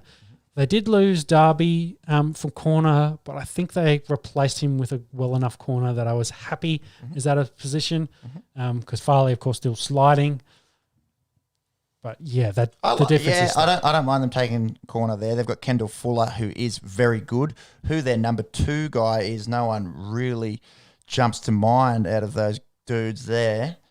They've got a lot on that roster, but of course preseason. They had a few names at linebacker, but I don't think they had anyone I'd really write home about. John Bostich, as the interior guy, used to play at Chicago, but I think he might be getting on a little bit now. Yeah. Their D line is awesome. Yeah, they won't touch the D line. I don't think again. Yeah. So it's whether they added that second level in the linebackers. I think that's not a bad option for them. But what about a safety? Ooh, safety maybe. Apke, Everett, and Reeves on the list at the moment. Yeah, maybe secondary, somewhere in the secondary. Yeah. Mo Reek's still out here, and some people have had him as in the top 15 going. He's got great size for the position, so he's maybe a shout. I still think tackle makes more sense, but I really don't know with Washington. They could do anything. And there's 2 really good tackles still on that board, so let's have a look. Roger, of course, at the podium. He is now announcing the pick. Jamin Davis, very good. There you go, another linebacker. Yep. I did write Davis down here, so I did. So Collins was the other one. I did say you said Davis. Yeah, so Davis, I had here because I actually had Collins going later. That's why I said to the Browns. So I had Davis going here, and I had Kurama. Did I say that right? No. Koromora. Koromora. JOK. I had OK going before this, but he might slide because of size. But yeah, as it's listed there, Davis has excellent size for the position. I had him as... Oh, look at it. And they've compared him with Darius Leonard. That's an awesome comparison to make. So I had him 18th on my board, 6'3", 234-ish. Had him 18th, he went 19. You've scouted it that pretty well. Yeah. Official times at 4.49 in the 40. There were some scouts that reported it as 4.37 and 4.41. Jeez. So he's around that 4.4 number. Yeah. He's fast for a linebacker. How about it used to be unheard of that a middle linebacker would run 4.4, and now it's nearly expected. Yeah. Guess what his vert was? Oh, do I want to know? 36. 42. Oh, Megatron-esque. oh, what? Yeah. So 11-inch broad jump, 21 on the bench. Yeah. Good numbers. Yeah. He's a great surface for the position, played in two-backer sets, so a lot of Mike and outside linebacker, so they only played really two linebackers. And another Georgia boy. We're talking about Georgia being an absolute football factory, especially in this draft. So obviously Justin Fields, Trevor Lawrence, JC Horn already gone out of Georgia. Probably a few others. Yeah.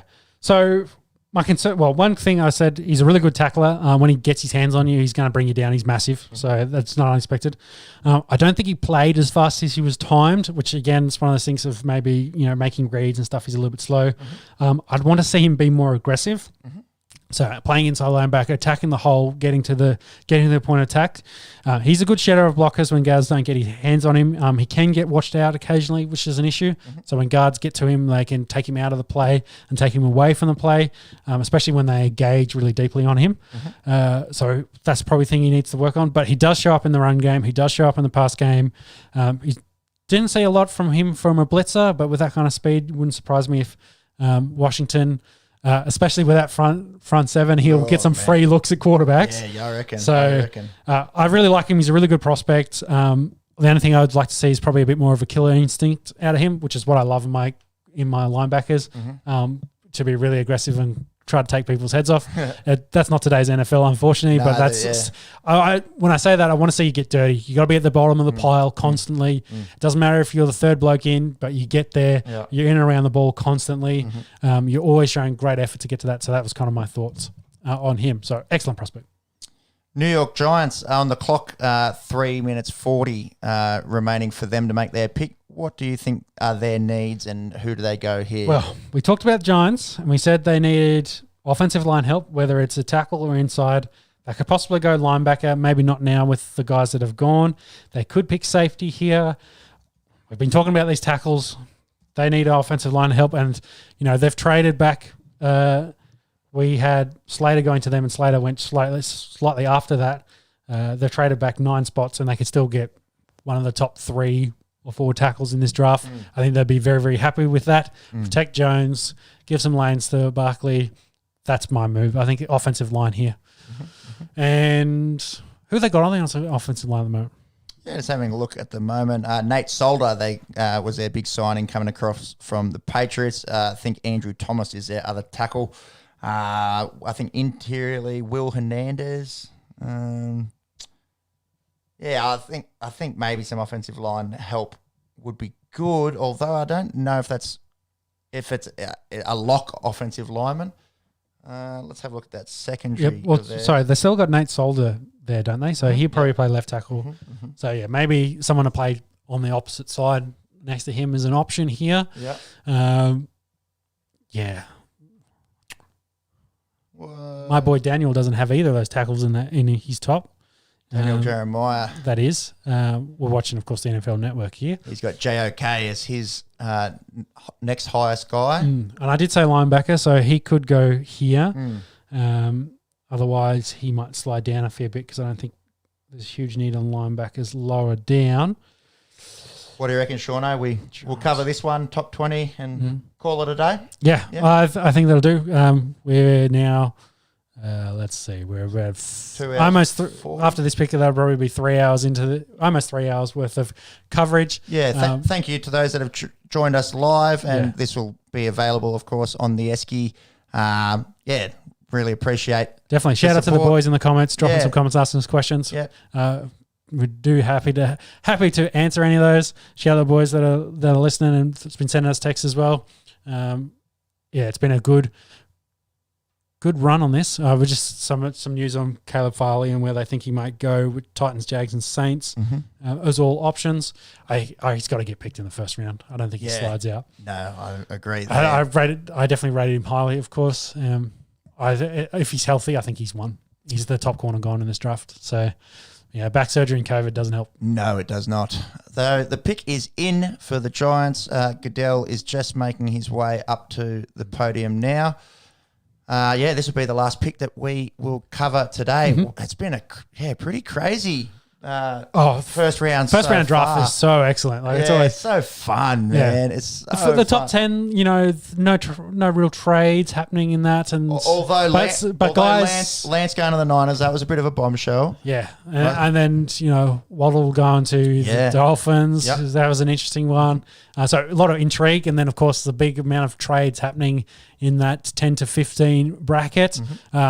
Mac Jones somehow magically sliding to the Patriots as if all the stars had lined for them. Unbelievable. Unbelievable. So Patriots, still get the guy they probably wanted in the end.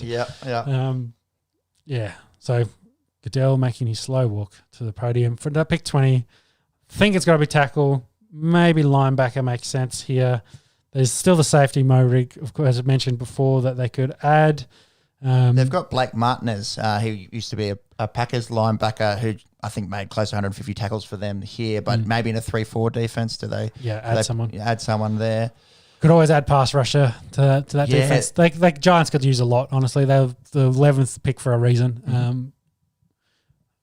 As in the announcement. They go receiver. Kadarius Toney. Okay. I really like Toney. Yeah, you do, yeah. I really, really liked him. I had him ahead of Waddle. Purely because he's an absolute machine. Like him and Pitts, he probably helped with Pitts being there, but him and Pitts. So he's really dynamic route runner, really, really quick. So he's not as short as Waddle is. So he's 5'11". 5'11" and a bit. So he's just under the 6. He's really strong. Like that play there where he breaks through 3 tackles. Look at those moves. Yeah, his moves. He's so sudden. I had him 19th on my board, so he goes 20. You've become pretty good. Yeah, he ran a reported anywhere from 4.38 to 4.44. He benched only 9, so not a huge bencher. 190 pounds, so he's got some size. Yeah. Verted just under 40 inches. Oh. Run a 3-cone of 6.88, which is ridiculous. Yeah. But my notes are good footwork, route running, good hands, good wiggle. Love his physical play after the catch. He's constantly trying to fight through contact. Plus, he has speed to punish you in the open field. He's a good leaper. He isn't a great leaper. He's not the contested ball player as much. He got great vert, but he kind of really wasn't contested ball player compared to, say, Chase was.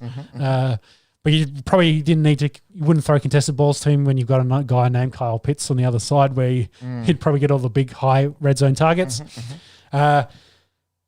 That receiving core is going to be stacked. So Danny Dimes going to have some weapons there. But with Barkley in the backfield, Kenny Golladay coming across. Yep. And then you already had Sterling Shepard and Darius Slayton, who weren't bad. But Toney coming into that's looking really good. They've got Evan Ingram, of course, the tight end. Yeah, it wouldn't surprise me if they go that they have 3 wide looks on a regular basis, probably sliding to 4. Maybe Ingram doesn't get one of those other wide receivers doesn't get as much of the run, or Ingram sits on the sideline because you go 4 wide, that puts the defenses in a nickel, and then you hand the ball off to Barkley and let him feast. So Speaking about feasting, we might grab ourselves some pizza. Yes. Thanks for everyone that's joined in live and everyone that is listening to us on the replay. Appreciate the support and how good NFL draft is underway. Another 12 picks to go. We're going to jump off and just enjoy ourselves. A bit of dry mouth. No beverages, unfortunately, for us. So Friday morning. Yeah. So it's lunchtime for us. Thank you, everyone, for tuning in. Thank you to all the boys that sent us comments and messages. We loved it. We will report back on how the rest of this goes and see you on the podcast next week. Catcha. Bye, y'all. Bye. Not bad, I thought.